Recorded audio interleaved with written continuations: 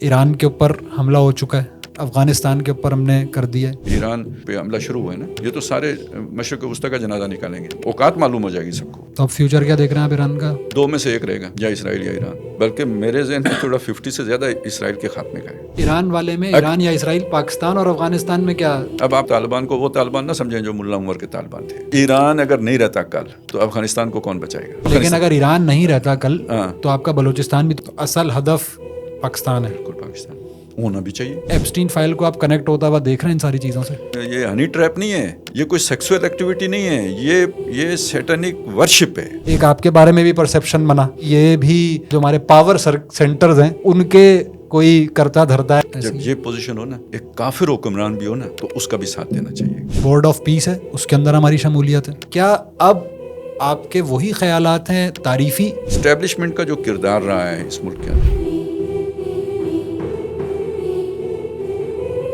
السلام علیکم، welcome to Asad Ajaz podcast. ایک ایسی شخصیت جو کہ ایک ایسی فکری تحریک تنظیم اسلامی سے وابستہ رہے، اس کے بعد ایک عرصے تک ڈاکٹر اسرار صاحب کے ساتھ کام کرنے کے بعد انہوں نے اپنی ایک آرگنائزیشن شبان المسلمین کے نام سے اس کا آغاز کیا، اور اس سے بڑھ کر ایک بہت جو بڑا تعارف ہے وہ یہ ہے کہ آن لائن یوٹیوب کے اوپر ہو یا آن گراؤنڈ ہو، ان کے بہت سارے ایسے حلقہ اثر ہے جو ان سے قرآن سیکھتا ہے۔ نہ صرف قرآن سیکھتا ہے بلکہ قرآن کے سارے موضوعات، اس کی امپلیکیشنز، اس کے آج کے دور میں اس کی تطبیق، اور جو آج کے جیو پولیٹکس سچویشن ہے اس کے اوپر بھی اس کو دیکھنا، اس زاویے کے تحت اس کو دیکھنا ان کا ایک کام ہے، اور اس سے لوگ فائدہ اٹھاتے ہیں۔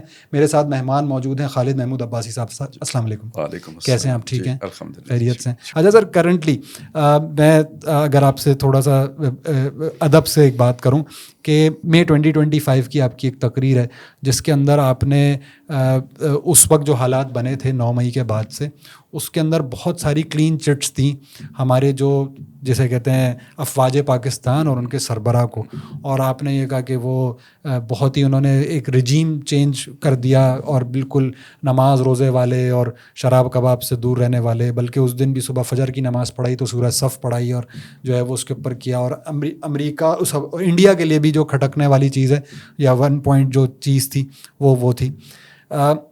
دس از مئی 2025، بٹ آفٹر دیٹ ابھی تک اب 2026 کے اندر ہم موجود ہیں، بہت سارا پلوں کے نیچے سے بہت سارا پانی گزر چکا، اور اس میں اب یہ ہے کہ وہ جو ہماری لیڈرشپ ہے وہ اس وقت بلو آئی ہے، اس وقت امریکہ کی، ٹرمپ صاحب کی فیوریٹ فیلڈ مارشل، اور ہی از اے فائٹر، اور ساری چیزیں، اور وہ سب چیزیں چل رہی ہیں۔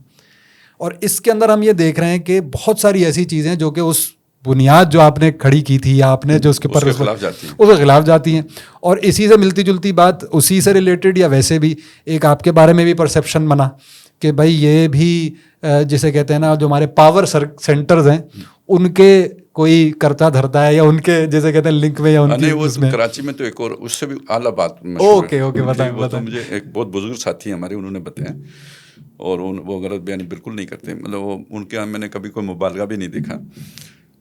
تو ان کے یعنی کوئی پہلے وہ صاحب جماعت میں تھے، بعد میں چلے گئے تحریک انصاف میں، ٹھیک ہے، تو وہ ان کے دوست تھے جماعت میں ہونے کی وجہ سے، صحیح ہے۔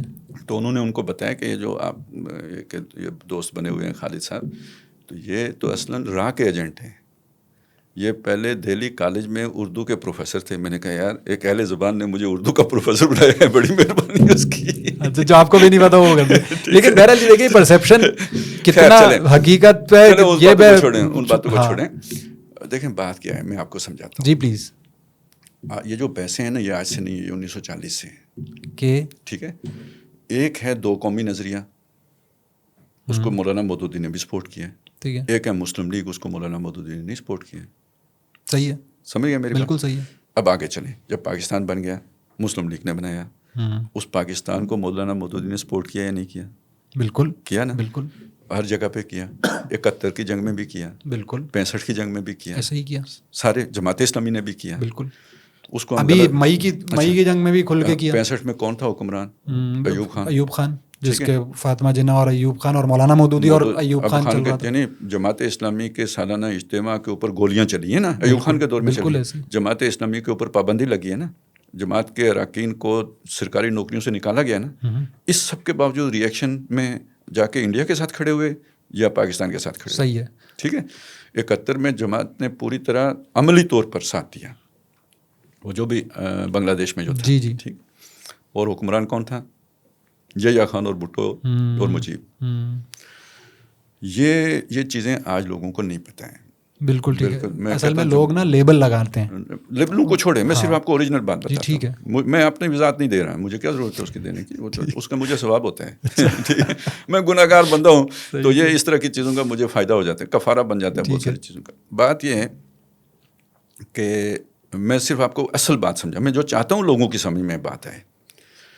یہ جب ابوالکلام آزاد نے پاکستان بننے کی مخالفت کی اور انڈیا میں رہ گئے، لیکن اور حسین احمد مدنی بھی، جب ان سے بعد پاکستان بننے کے بعد پوچھا گیا نا، تو انہوں نے کہا مسجد بننے پہ اختلاف ہوتا ہے، بن جائے تو اس کی حفاظت سارے مسلمانوں کی ذمہ داری ہوتی ہے.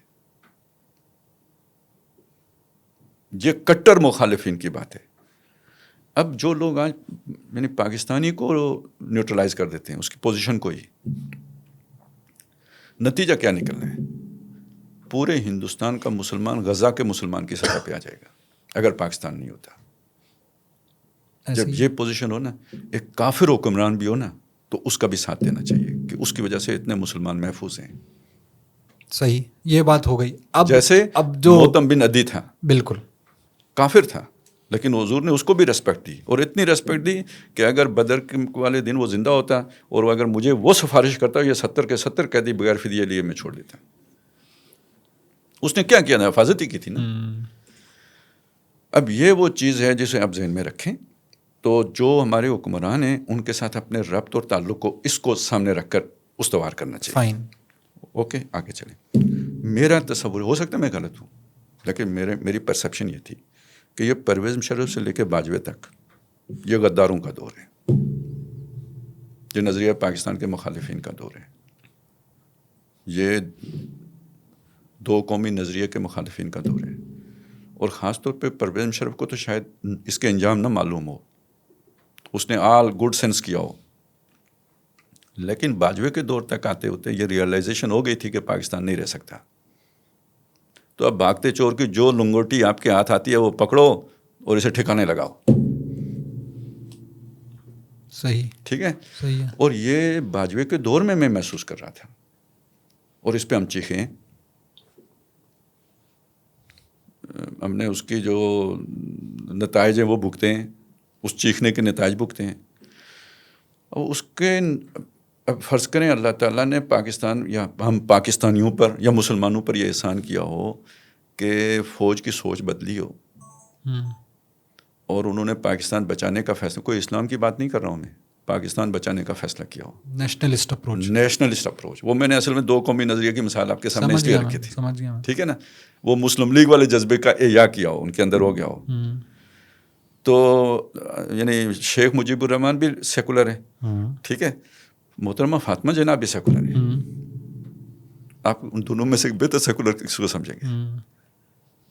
ایک ملک کو توڑ رہا ہے، دوسرا ملک کو جوڑ رہے ہیں. ٹھیک ہے بھائی، یہ اتنی ساری بات ہے. ٹھیک ہے. اور اگر آپ اپنے فنڈامنٹلسٹ نقطہ نظر سے دیکھیں تو ہو سکتا ہے حافظ اور باجوے میں کوئی فرق نہ ہو. اس نیشنلزم کے اپروچ سے دیکھیں، زمین آسمان کا فرق ہے، 180 درجے کا فرق ہے. تو اس وجہ سے آپ نے باقی جس چیز کا میں نے حوالہ دیا، نمازی ہیں، یہ ہمارا روایتی اسلام ہے، یہ کوئی احیائی اسلام تو نہیں ہے. سمبلز ہیں کہ یہ ایسا جو ہے وہ چیز کرتا یا نہیں کرتا آپ کا جو لیڈر ہے. ٹھیک ہے. لیکن اب اچھا، وہ یہ روایتی اسلام بھی ہے نا، یہ قومی سطح پر بڑا غیرت مند ہوتا ہے، قومیت کے جذبے کے تحت بڑا غیرت مند ہوتا ہے، اور وہ آپ کو نظر بھی آ رہے ہیں. تو جب آپ میری اگر یہ وضاحت قبول کر لیں گے نا، تو یہ سارا کچھ آپ کو سیٹل ہوتا نظر آئے گا. ان کے لیے یہ مسئلہ نہیں ہوتا جو بھی روایتی لوگ ہوتے ہیں یا جو قومی سوچ کے لوگ ہوتے ہیں، کیونکہ احیائی اسلام ان کے پیش نظر نہیں ہوتا. صحیح. وہ روایتی اسلام کو لے کے چلنا ہوتا ہے انہوں نے. تو اب اس روایت کے اندر جو بھی کسی سے دوستی کرنی ہے، یہ ہے وہ ساری چیزیں بیچ میں نکل آتی ہیں. مسلمانوں نے اپنے دور اقتدار میں بھی یہ سارا کچھ کیا ہے، تو وہ سارے حوالے بھی آ جاتے ہیں. ان کے سامنے جو لاگ بک ہوتی ہے نا، یا جو بھی رہنما اصول ہوتے ہیں، تو وہ تو مسلمان حکمرانوں کا جو اچھا دور ہے نا، جس میں وہ ایک یعنی سپر پاور تھے، تو ان سے رہنمائی لیتے ہیں نا. اس میں یہ سب کچھ آپ کو مل جاتا ہے جو کچھ یہ کر رہے ہیں. صحیح. تو وہ مولوی کو سمجھتے ہیں یہ 2 رکعت کا امام ہے, اس سے تو رہنمائی نہیں لیتے, باقی انہوں نے اپنے آپ کو ویسے ہی ایک ریئیکشنری اس میں رکھتے ہیں. تو ایک چیز یہ ذہن میں رکھیں. دوسرا یہ ہوا نا, یہ اللہ کی طرف سے اس کا کیا کرے گا, یعنی 47 سے جو مختلف صورت ہیں وہ کیا ہے کہ اسٹیبلشمنٹ کا جو کردار رہا ہے اس ملک کے اندر وہ گھناؤنا رہا ہے. میں پھر عرض کروں, گھناؤنا رہا ہے, اور وہ 2001 کے بعد زیادہ گھناؤنا ہو گیا, مکروہ ترین ہو گیا. آپریشن جہاں کہیں بھی, فوج جب بھی سول معاملات میں انوالو ہوتی ہے تو اچھا تاثر چھوڑ کے نہیں جاتی, اچھے کام کے لیے بھی انوالو ہوتا ہوں. مطلب یہاں پہ خدا نخواستہ کراچی میں سیلاب آ جائے نا, تو اس میں مدد کرنے کے لیے بھی فوج آئے گی نا, تو وہ جس طرح مدد کرے گی وہ آپ کو اچھا نہیں لگے گا. ان کا بیہیویئر, فوجی ہے نا, اس نے دشمن سے لڑنا ہے, تو اس کی ٹریننگ ہی اس طرح کی ہوئی ہے, وہ بات ہی ایسے کرتا ہے, آپ کو اچھی نہیں لگتی. صحیح. میں یہ نہیں چاہتا کہ اس کی وہ ٹریننگ ہو کہ وہ پبلک کے ساتھ اس کی ڈیلنگ اچھی ہو, کیونکہ وہ اگر پولائٹ ہو گیا تو کل لڑے گا کیسے. اس کی وہی ٹریننگ ہونی چاہیے جو اس کی ہے, لیکن جب وہ اسے پبلک کے ساتھ انوالو کریں گے تو اچھا تاثر نہیں بنے گا اس کے بارے میں. صحیح ہے. تو آپ نے تو انہیں آپریشن میں استعمال کیا, KPK میں کیا, ہر جگہ پہ کیا. ایک ریئیکشن, عمومی ریئیکشن پیدا ہوا. اور یہ ریئیکشن پہلے کیا ہوتا تھا, پنجاب پر ہوتا تھا, یعنی وہ بنگالیوں کو اعتراضات پیدا ہوئے, پنجاب کھا گیا. بلوچستان میں اعتراض پیدا ہوا تو پنجاب کھا گیا. جہاں کہیں اعتراض ہوگا پنجاب کھا گیا. کھاتا ایک مخصوص گروہ ہے, وہ الزام پنجاب پہ آ جاتا تھا. اب کیا ہے, وہ سارا الزام چلا جاتا ہے اسٹیبلشمنٹ پہ. اب اتنا پنجاب پہ نہیں جاتا جتنا اسٹیبلشمنٹ پہ جاتے ہیں, اور کھاتے بھی ہیں, کیوں نہیں کھاتے, مال بنائے, جنرل بڑے امیر کبیر بھی ہوئے ہیں. کوئی پروپیگنڈا بھی ہے, کچھ تو ہوتے ہیں محبت میں جنوں کے آثار, کچھ لوگ بھی دیوانہ بنا دیتے ہیں, تو کچھ پروپیگنڈا بھی ہے, لیکن بنائے ہیں, مال خوب بنائے, اولادوں نسلیں رنگ دی ہیں انہوں نے. سارے جہاد, وہ جو افغانستان کے جہاد کے جو جرنیل تھے انہوں نے امریکہ میں جا کے جائیدادیں خریدی ہیں. تو یہ ساری چیزوں نے ایک عمومی نفرت پیدا کی ہے. تو یعنی اور ایک رنجیت سنگھ کے دور سے حکمرانوں سے نفرت عوام کے اندر پہلے سے ہی چلی آ رہی ہے. وہ انگریزوں کے خلاف بھی تھی, اور لاشعوری طور پر آج بھی عوام کے ذہن ریاست کے ساتھ اٹیچ نہیں ہے. رویہ وہی جو انگریزوں کے دور والا تھا وہی ہے کہ بھئی یہ ملک ان کا ہے, تو یہ لائٹ بھی جو لگی ہوئی ہے یہ بھی ان کی ہے. وہ کوئی اپنے ملک سمجھ کے تو چیزوں کو نہیں دی. سرکاری چیزیں گویا وہ بیگانی چیزیں, پرائی چیزیں, اونرشپ نہیں ہے. یہ ساری چیزیں مل کے نا ایک عمومی ریئیکشن بن گیا اسٹیبلشمنٹ کے خلاف. تو آپ نے کوئی خیر خواہی میں بھی اسٹیبلشمنٹ کے حق میں بات کی نا, تو وہ لی گئی کہ آپ بھی ان کے ہی ہیں, ان کے ایجنٹ ہیں. ٹھیک ہے. اور اب مصیبت یہ ہے کہ ہر آدمی کا اپنا ایک مزاج ہوتا ہے. میں آپ کو صرف اپنی بات بتاؤں, میں نے جمعہ پڑھایا ہے نا, مختلف مسجدوں میں پڑھایا ہے, سال پڑھایا ہے, کبھی 1 روپیہ کسی سے نہیں لیا جمعہ پڑھانے کا. ٹھیک ہے. کوشش یہ ہے کبھی کسی آس پاس کے گھروں سے چائے بھی نہیں پی, کھانا بھی نہیں کھایا, بس جمعہ پڑھایا. ایک میری شرط ہوتی ہے جمعہ پڑھانے کی, چندہ نہیں ہوگا مسجد میں, میں نے لینا نہیں ہے, آپ نے کرنا نہیں ہے. ہاں ڈبہ لگا دیں, اس میں کوئی خود سے ڈال دے, یہ جو آگے گھومتا ہے یہ نہیں گھومے گا. میں جمعہ پڑھاؤں گا تو نہیں گھومے گا. اور کسی مسجد میں چلا نہیں, کوئی کہیں 5 سال چلا, 7 سال چلا, ہر مسجد سے ختم ہی ہوا ہے جمعہ. اب میں متفرق مسجدوں میں پڑھاتا ہوں, کسی مسجد میں مستقل نہیں پڑھا. ویسے میں مسجدوں سے جان بھی چھڑاتا ہوں, لیکن بہرحال لوگ کہتے ہیں تو جانا پڑ جاتا ہے. وہ میں آپ کو واقعہ ایک سنا رہا ہوں. جب تنظیم سے ہم نکلے تو اس وقت بھی میں ایک جگہ پہ جمعہ پڑھا رہا تھا. تو ایک کرنل صاحب تھے, شاید انہیں خیال آیا کہ یار اس کا روزگار کا مسئلہ ہوگا, کیا ہوگا, کچھ ہوگا. تو انہوں نے کسی حاجی صاحب کو کہا. اب حاجی صاحب مجھے لے گئے اپنے گھر, دعوت پہ بلایا انہیں. تو حاجی صاحب نے جناب وہ ادھر ادھر کی باتیں کی. حاجی صاحب آپ کو پتہ ہے بہت اچھے طریقے سے, مطلب ڈپلومیٹ بھی بہت اچھے ہوتے ہیں. تو انہوں نے بہت طریقے سے نا پورے عزت احترام کے ساتھ مدعا میرے سامنے رکھا.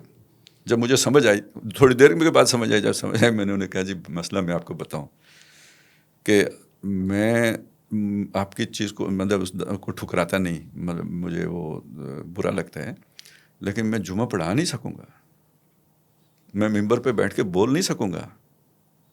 جس دن میرے دل میں یہ ہوگا نا کہ میں اس کے بدلے میں یہ کام کر رہا ہوں, مجھ سے نہیں بولا جائے گا. میں کوئی پیدائشی مقرر نہیں ہوں, نہ مجھے والدین نے جو ہے نا تقریریں پڑھائی ہیں جیسے بچوں کو ہم سکھاتے ہیں, نہ میں نے کبھی ساری زندگی اسکول کے زمانے میں تقریر کی ہے. میرا خیال میں تو جب ڈاکٹر صاحب کے ادارے میں بھی پڑھتا تھا میں نے کوئی درس نہیں دیا, کوئی تقریر نہیں کی, نہ میرا خیال تھا. میں ڈاکٹر صاحب کے سامنے بیٹھ کے سنتا تھا, کوئی کاپی نوٹ بک میرے پاس نہیں ہوتی, صرف سنتا تھا کیونکہ نوٹ بک میں نے اس لیے نہیں رکھی کہ مجھے کوئی تقریر کرنے کا شوق نہیں تھا کہ میں کل میرے نوٹس ہوں گے تو میرے کام آئیں گے. اس سے میرے کانسیپٹ کلیئر ہو گئے, کہ پوری توجہ سے سننے کے نتیجے میں کانسیپٹ کلیئر ہو گئے. لیکن میرے پاس انفارمیشن یا نوٹس یا یہ وہ میں نے کبھی نہیں بنائے. نتیجہ یہ میں آج بھی تقریر کرتا ہوں بغیر نوٹس کے کرتا ہوں. تو اس کی کوئی موٹیویشن ہوتی ہے, کوئی انسپائریشن ہوتی ہے میرے اندر, میں کوئی کہنا چاہ رہا ہوتا ہوں تب کہہ پاتا ہوں. جب اس کو کسی کے ایجنڈے کے ساتھ جڑ جائے تو میں نہیں کہہ سکتا. تو یہ میں صرف آپ کو آپ کی جو ہے نا سہولت کے لیے ایک بات رکھیے, یہ ہر بندہ ایک جیسا نہیں ہوتا. کوئی لوگوں کے کھانے خراب ہوتے ہیں پیچھے ہی سے. چلیں, آپ نے اپنے دفاع میں بہت ساری بات کی. اب اس وقت جو پالیسی ہے ہماری, بورڈ آف پیس ہے, صحیح ہے, اس کے اندر ہماری شمولیت ہے. ایران کے اوپر حملہ ہو چکا ہے, اس کے اوپر ہمارا کیا موقف رہتا ہے. افغانستان کے اوپر ہم نے کر دیا ہے. اب یہ ہو سکتا ہے ساری آئسولیشن کے اندر یہ چیزیں ہوں. نہیں ٹھیک ہے. لیکن کیا اب آپ کے وہی خیالات ہیں تعریفی اس لیڈرشپ کے بارے میں؟ میں آج بھی انہیں نیشنلسٹ سمجھتا ہوں, پاکستانی سمجھا ہوں, پیٹریاٹ سمجھتا ہوں, محب وطن سمجھتا ہوں. ان سارے جو بھی اقدامات ہیں نا, ان کو ان کی ایک حکمت عملی سمجھتا ہوں. اور اگر آپ زمینی حقائق کے ساتھ جوڑ کے دیکھیں تو بہتر حکمت عملی, اس کے علاوہ چارہ نہیں ہے. میں آپ کو بتاؤں نا, دیکھیں ہم آئیڈیلسٹک اپروچ رکھتے ہیں عام طور پہ, اور اس کے نتیجے میں ہمیں اپنے مخلصین کے ساتھ بھی گلے پیدا ہو جاتے ہیں. یعنی جو لوگ, میں آفس کی بات نہیں کر رہا, لوگوں نے مرسی پہ بھی باتیں کی تھی, وہ تو بیچارہ جان سے گیا تو پھر یقین آیا کہ یہ ٹھیک بندہ تھا. لیکن جب وہ اقتدار میں آیا تو کمپرومائز کرنا پڑتا ہے نا. تو لوگوں نے کہا کہ یہ تو غدار ہو گیا, جو زیادہ جذباتی تھے. اچھا, یہی اردوغان کے ساتھ ہوتا ہے, اس کو منافع کا بنایا ہوا ہے آج کل. بات یہ ہے کہ جس دنیا کے اوپر آپ رہتے ہیں یہ آپ کی دنیا نہیں ہے, یہ شیطانوں کی دنیا ہے, اور اس میں مسلمانوں کی حیثیت کچھ بھی نہیں ہے. سارے مسلمان ممالک کی حیثیت کچھ بھی نہیں ہے. ابھی یہ ایران پہ حملہ شروع ہوا ہے نا, یہ تو سارے مشرق وسطیٰ کا جنازہ نکالیں گے. اوقات معلوم ہو جائے گی سب کو کہ ہماری اوقات ہے کیا. تو یہ تو جیسے کسی کو بریدنگ سپیس چاہیے ہوتی ہے, مرنے والے کو جیسے سانس لینے کا موقع چاہیے ہوتا ہے, یہ آپ کے حکمران اس اسٹرگل میں ہیں. لیکن صحیح ٹریک پر ہیں اس فیز سے نکلنے کی کوشش میں. دیکھیں, یہ ہاتھ پاؤں مارنے کی سپیس وہ ہے, فیز ہے. ٹھیک ہے, وہ اپنے طور پہ سارے ہاتھ پاؤں مار رہے ہیں. اب دیکھیں نا, ایران نے بھی ہر چیز مانی ہے, مذاکرات, آخر حملہ ہو گیا. کتنا کمپرومائز کیا ایران نے. انہوں نے اس کے جرنیل مار دیا, وہ جو تھا جو سارا مشرق وسطیٰ چلا رہا تھا, کیا تھا پتہ نہیں. ایران ریٹیلیٹ نہیں کر سکا, کچھ نہیں کر سکا. اس وقت کر جاتا شاید کچھ بہتر ہوتا, نہیں کر سکا. میں یہ کہتا ہوں کہ کمپرومائز کیا ایران نے, جگہ جگہ پہ کیا. اسے لبنان میں مار پڑی, ادھر سے نکلا, شام میں پڑی, ادھر سے نکلا, یمن میں پڑی, ادھر سے نکلا, ہر جگہ سے اس نے مانا. آخر اب گھر مارنے آ گئے. تو اب فیوچر کیا دیکھ رہے ہیں آپ ایران کا ابھی جو چل رہا ہے؟ دو میں سے ایک رہے گا, یا اسرائیل یا ایران. آپشن ہے پہلا والا بھی؟ دونوں ہیں. دونوں آپشن ہیں. دونوں آپشن. صحیح. میرے ذہن میں 50-50 ہے. اچھا, بالکل پروبیبلٹی بہت زیادہ ہے. بالکل, میں آپ کو صحیح بتا رہا ہوں. میرے ذہن میں, بلکہ میرے ذہن میں تھوڑا 50 سے زیادہ اسرائیل کے خاتمے کا ہے. اچھا, یہ ذرا وہ جیسے ہوتا ہے نا, وہ سمندر بدلتے ہیں, زمین اپنا وہ شفٹ کرتی ہے تو پانی ادھر کا ادھر جاتا ہے. تو اس وقت سیاسی سمندر جو ہے نا وہ تلاطم کا شکار ہے پوری دنیا کا. کیونکہ دیکھیں ابھی ایران اسٹرائکس کے بعد تو یہ پھیل گئی نا, ہر ملک کے تھریٹ ہے, ہر جگہ الارمز بج رہے ہیں. ابھی تو صرف میں نے یہ سنا ہے نا کہ ان کا شروع ہو گیا نا. جی. باقی کیا ہو رہا ہے یہ بھی جب بیٹھے یہ تو ابھی خبریں ایوالو کر رہی ہیں, ہم نے تو ابھی پوری دیکھی بھی نہیں. بالکل. تو ایک یہ چیز ذہن میں رکھیں, یہ کوئی یعنی پیچھے ایران کے پیچھے پاورز ہیں. میں آپ کو ایک اور بات بتاؤں, آپ کیا سمجھتے ہیں کہ 2 سال حماس اسٹرگل کر سکتا تھا اگر کوئی پیچھے پاور نہ ہوتی تو؟ اور کوئی چھوٹی موٹی پاور نہیں ہے, وہ ایران کے بس کی بات نہیں ہے اتنا بڑا جو ہے نا کمیونیکیشن وہ رکھنا. صحیح. ان حالات میں وہاں سارا کچھ پہنچانا. اب اسی پہ آپ افغانستان کو رکھ لیں. اوکے, ٹھیک ہے.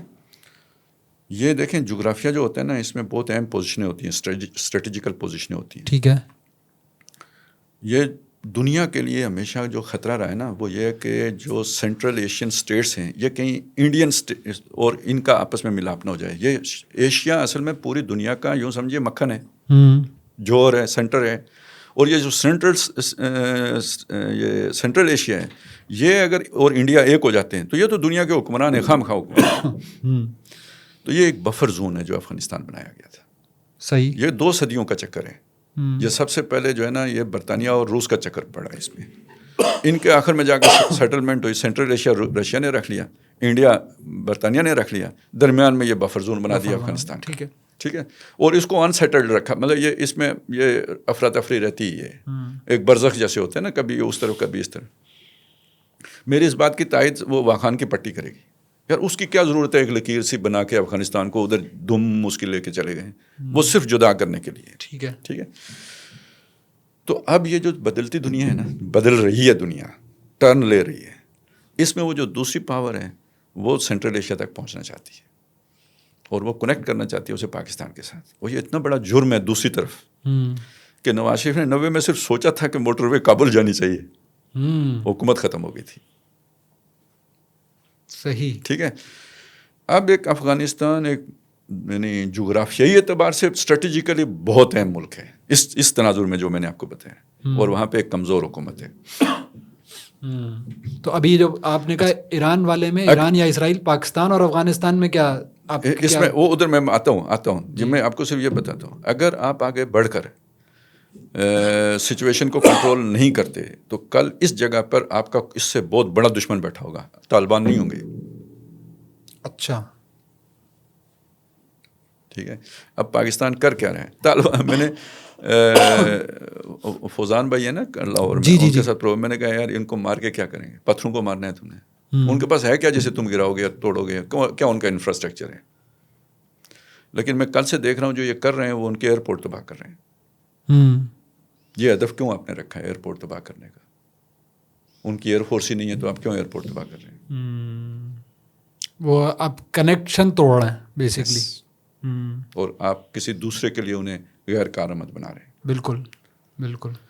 افسوس کی بات ہے، یعنی اس سے بہتر یہ ہوتا ہے کہ پاکستان افغانستان کی کنفیڈریشن بن جاتی، وہ اپنی حکومت کرتے اور یہ دفاع پاکستان کے پاس ہوتا، کسی دوسرے کو آنے کا موقع نہ دیتے. یہ نہیں سیٹل انہوں نے دیا نا، پیسے آتے ہیں یا جو بھی آتے ہیں. اب آپ افغانستان کو وہ طالبان نہ سمجھیں جو ملا عمر کے طالبان تھے، یہ تو امریکہ کے پیدا کردہ طالبان ہیں. صحیح. تو یہ وہ انفراسٹرکچر تباہ کر رہے ہیں جو امریکہ چھوڑ کے گیا تھا. صحیح ہے. وہ اس کی تباہی مجھے اچھی نہیں لگتی، وہ مطلب مسلمانوں کے کام آتا تو زیادہ اچھی بات تھی، لیکن بہرحال نہیں اگر بس میں پڑا. لیکن آپ کہہ رہے ہیں کرنٹلی وہ کسی اور کے کام میں آ رہا ہے اور آنے والا تھا. اچھا ابھی آیا نہیں. لیکن اب ایران اگر نہیں رہتا کل تو افغانستان کو کون بچائے گا؟ ننگا ہو گیا نا افغانستان. لیکن اگر ایران نہیں رہتا کل تو آپ کا بلوچستان بھی تو میں یہی ادھر ہی آ رہا ہوں نا کہ اس سے پہلے بلوچستان میں تو پھر بھی آپ کی فوج بیٹھی ہوئی ہے، افغانستان کو کون بچائے گا؟ تو آپ تو شکنجے میں آ جائیں گے. بلوچستان کیا پھر کے پی کے بھی نہیں بچے گا. مجھے یہ پری ایمپٹیو لگتا ہے ان کا. ٹھیک ہے. اور ابھی بھی اگر وہ طالبان کو سمجھ آ جاتی ہے تو یہ ایک ہو جائیں، مجھے اس میں زیادہ خوشی ہوگی. ایک طاقت بن جائے گی، زیادہ مضبوط طاقت بن جائے گی. اور دیکھیں ہماری چین کے ساتھ دوستی ہے، یہ کوئی مستقل دوستی نہیں ہے، نظریاتی کلیش کل پیدا ہوگا. ایسا ہی ہے. ٹھیک ہے. آپ اگر اس دوران اپنا سائز بڑا کر لیتے ہیں، سینٹرل ایشیا تک پہنچ جاتے ہیں، تو یہ آپ کے اپنے تحفظ کے لیے بہتر ہے. نہیں تو کل چائنا کے ساتھ کلیش پیدا ہوگا. امریکہ تو بہت دور تھا، وہ سر پہ بیٹھا ہوا ہے، وہ ہونا ہی ہے. یہ مفادات ہوتے ہیں جی اس ریاستوں کے، جب وہ نکل جاتے ہیں اس کے بعد کسی کی ضرورت نہیں رہتی. ہم امریکہ کے کتنے لاڈلے ہوتے تھے، پھر امریکہ نے ہمیں کدھر رکھ دیا تھا، دھوپ میں کھڑا کر دیا تھا، اور اب دوبارہ لاڈلا بنا ہے. اور ابھی اصل میں یہ جو ابھی ہو رہا ہے نا وہ سوال آپ کا رہ گیا. جی یہ دونوں طرف جو ہے نا مکھن پروگرام چل رہا ہے. کیا شہباز شریف کو سنے تو وہ ٹرمپ کو اٹھاتا ہے پتہ نہیں ساتویں آسمان پہ، ٹرمپ کو سنے تو وہ ان کو اٹھاتے ہیں. دونوں ایک دوسرے کی جڑیں کاٹ رہے ہیں. طالبان کو کون فنڈ کر رہے ہیں؟ اور یہ جو اتنی ہیوی ڈپلائمنٹ ہوئی ہے یہ اس خطے میں، یہ صرف ایران کے لیے تو نہیں ہے. آپ مجھے یہ بتائیں، آپ کو اسرائیل کے وجود کا خطرہ ہے تو پورے مسلمان دنیا میں پاکستان کے پاس ایٹم بم ہے، وہ برداشت ہو سکتے ہیں؟ تو اصل ہدف پاکستان ہے. بالکل پاکستان ہونا بھی چاہیے. اور یہی ریڈنگ ہے نا کہ ایران اگر جب انڈیا نے حملہ کیا تو کیا امریکہ انڈیا کے ساتھ نہیں تھا؟ بالکل بالکل.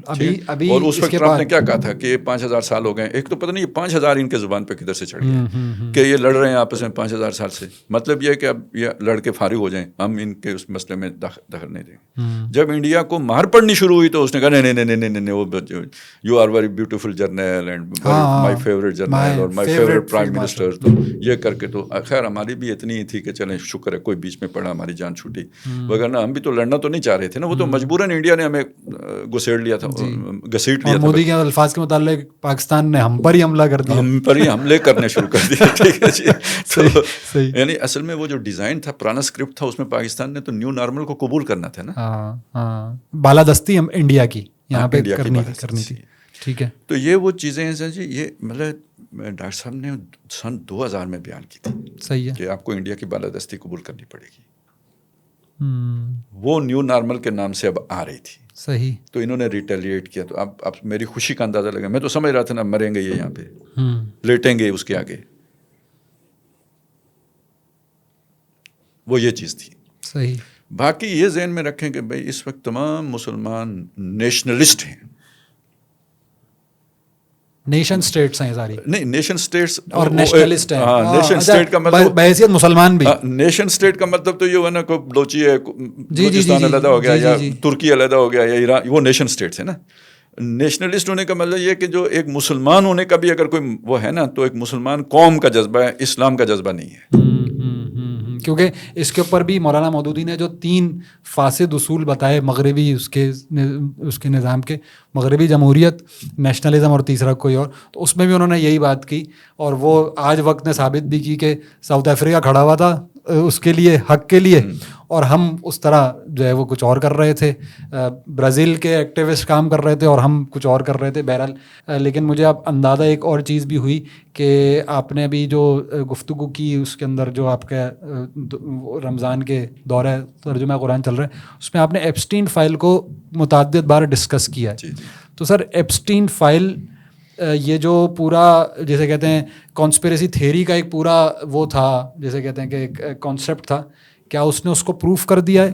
اور اب ظاہر ہے ایپسٹین ایک وہ نہیں تھا, ون آف چیز نہیں تھی یا ایک نہیں تھی, تو کیا ایسی بہت ساری چیزیں کنیکٹ ہو رہی ہیں جو کہ دجال کی آمد ہے, دجال کا ظہور ہے, دجال کا آنا ہے, یا جو ساری چیزیں وہ کنیکٹڈ ہیں؟ اس کے اوپر آپ کی کوئک رائے کیا ہے؟ ایپسٹین فائل کو آپ کنیکٹ ہوتا ہوا دیکھ رہے ہیں ان ساری چیزوں سے؟ ویسے تو میں یہ کوئی 2 گھنٹے کی تقریر کر چکا ہوں اس موضوع. ٹھیک ہے, وہ موجود ہیں یوٹیوب پہ.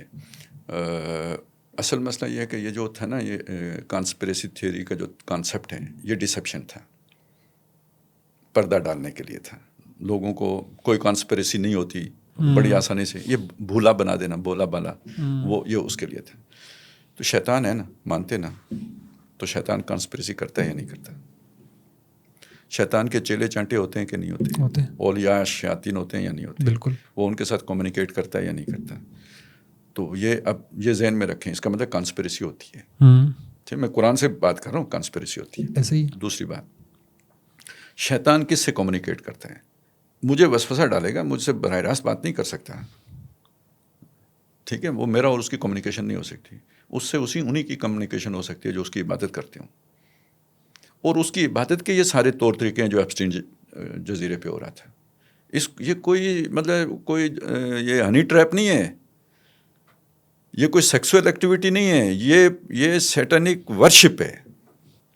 اور اس کو بالکل ہی آپ دجال جو ہے, جو میرا حساب کتاب ہے اس میں 400 سال سے دجال ان ایکشن ہے. وہ جو جکڑا ہوا تھا حضور کے دور میں, وہ 1000 سال جکڑا رہا, اس کے بعد اب آزاد ہے. اور پوشیدہ اس کی ایکٹیویٹی خفیہ تنظیموں کے ذریعے سے. اب سارا موساد میں شیاطین بھرے ہوئے ہیں, وہ جادو بھی کرتی ہے موساد, CIA میں بھرے ہوئے ہیں, راہ میں ہیں. تو یہ جو خفیہ ایجنسیاں, شیطان کا خفیہ پروگرام, دجال, یہ ان لائن ہے. پوری دنیا میں دجالی حکومت قائم ہے.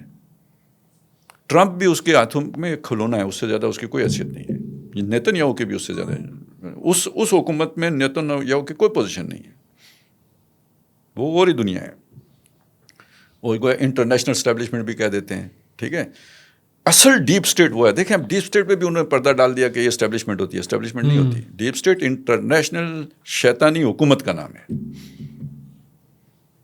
اور اس کا ایک چھوٹا سا جو ہے نا کوئی ہیڈ کوارٹر کہہ لیں یا کوئی چھوٹا آفس کہہ دیں, ڈی سی لیول کا آفس کہہ لیں, یہ ایپسٹین کا جزیرہ ہے. بڑی کاروائیاں ان پورے حالات میں عام مسلمان کے لیے وے ٹو گو کیا ہے؟ سر جی دیکھیں, یہ اللہ نے شریعت ہمیں کیوں دی ہے, ہمیں کیوں اس کا مکلف کیا ہے؟ اس حفاظت کے لیے کیا ہے. شریعت ہماری فصیل ہے. قرآن مجید جو ہے نا ہمارا قلعہ ہے مضبوط, جس اینکر ہے جو ہمیں بہنے نہیں دیتا.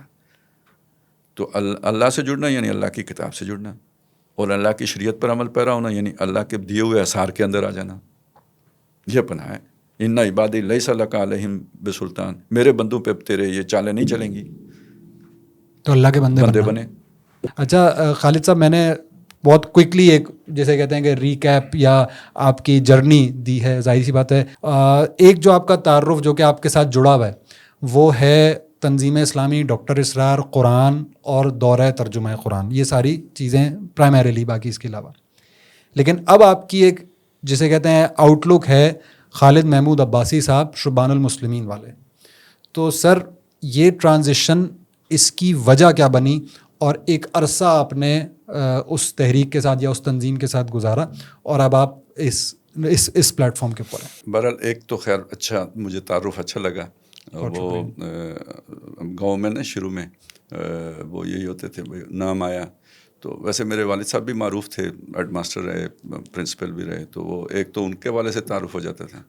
پھر بعد میں ایک تعارف یہ ہوا خلافت والے, ٹھیک ہے, تو وہ چلیں ایک وہ بھی مسئلہ بن گیا. صحیح. پھر تنظیم والا تو خیر عام تھا ہی, اب یہ ہے کہ شبان والا بھی ہو گیا.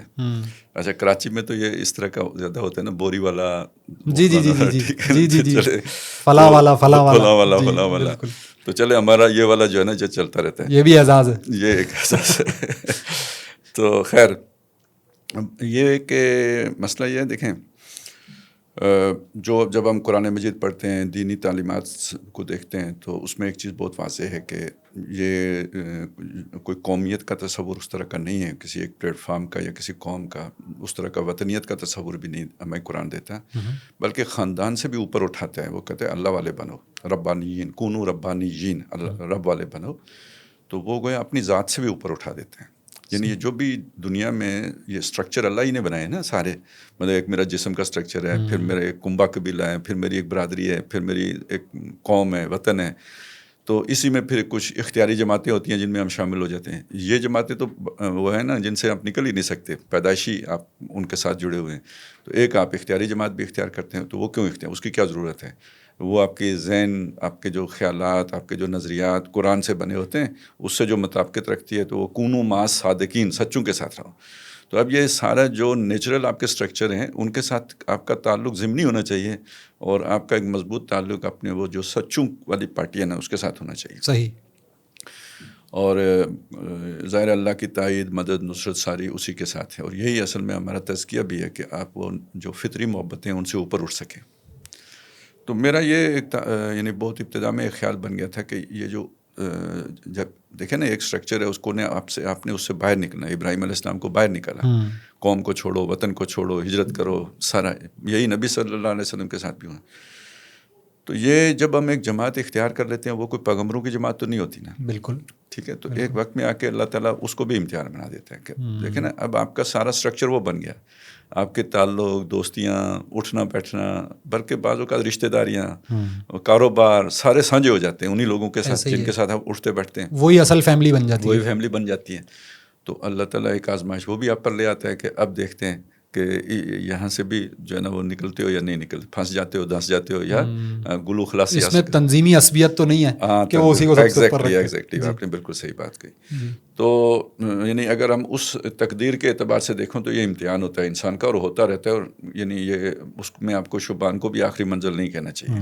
ٹھیک ہے, وہ ہر وقت اس کے لیے تیار رہنا چاہیے. میں اللہ کا ہوں, وما محمد الا رسول قد خلت من قبلہ الرسل افئن مات او قتل انقلبتم علی اعقابکم.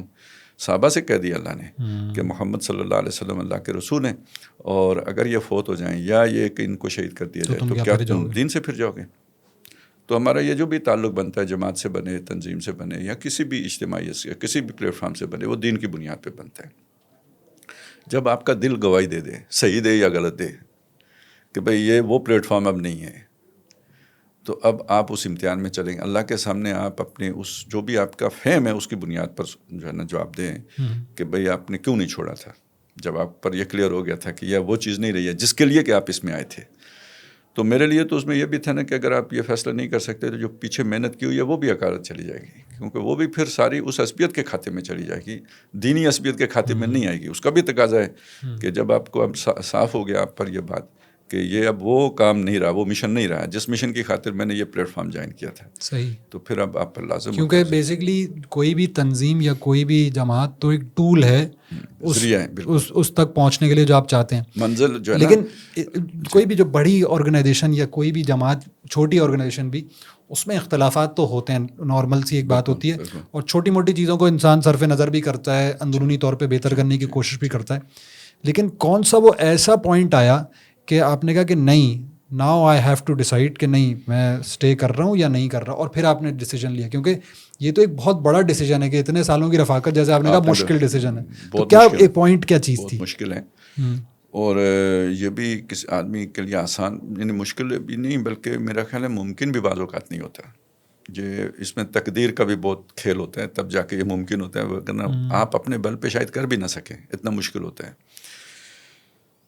تو یہ اصل میں چیزیں تو کچھ یعنی کوئی 10 سال پہلے ہی سے وہ کلک ہو رہی تھی, اور پھر اس کے بعد ایک الجھن, تکلیف, ایک اضطرار, بلکہ اضطراب کہیں, اور بہت حد تک جو ہے نا ایک جیسے آپ ایک طرح کی جو ڈپریشن ہوتی ہے اس طرح کی بھی انقباض, ٹھیک ہے, یہ چیزیں چل رہی تھیں. اور یہ ڈسکس بھی ہوتی رہی, جیسے آپ نے کہا نا اختلاف ہوتے ہیں, تو جب چھوڑنا اتنا آسان نہیں, تو چھوڑنے سے پہلے آپ کی بہت ساری ڈسکشنز ہوتی ہیں. ایسا نہیں ہوتا کہ اچانک کوئی برسٹ ہو جاتا ہے بندہ, ایسا نہیں ہوتا ہے.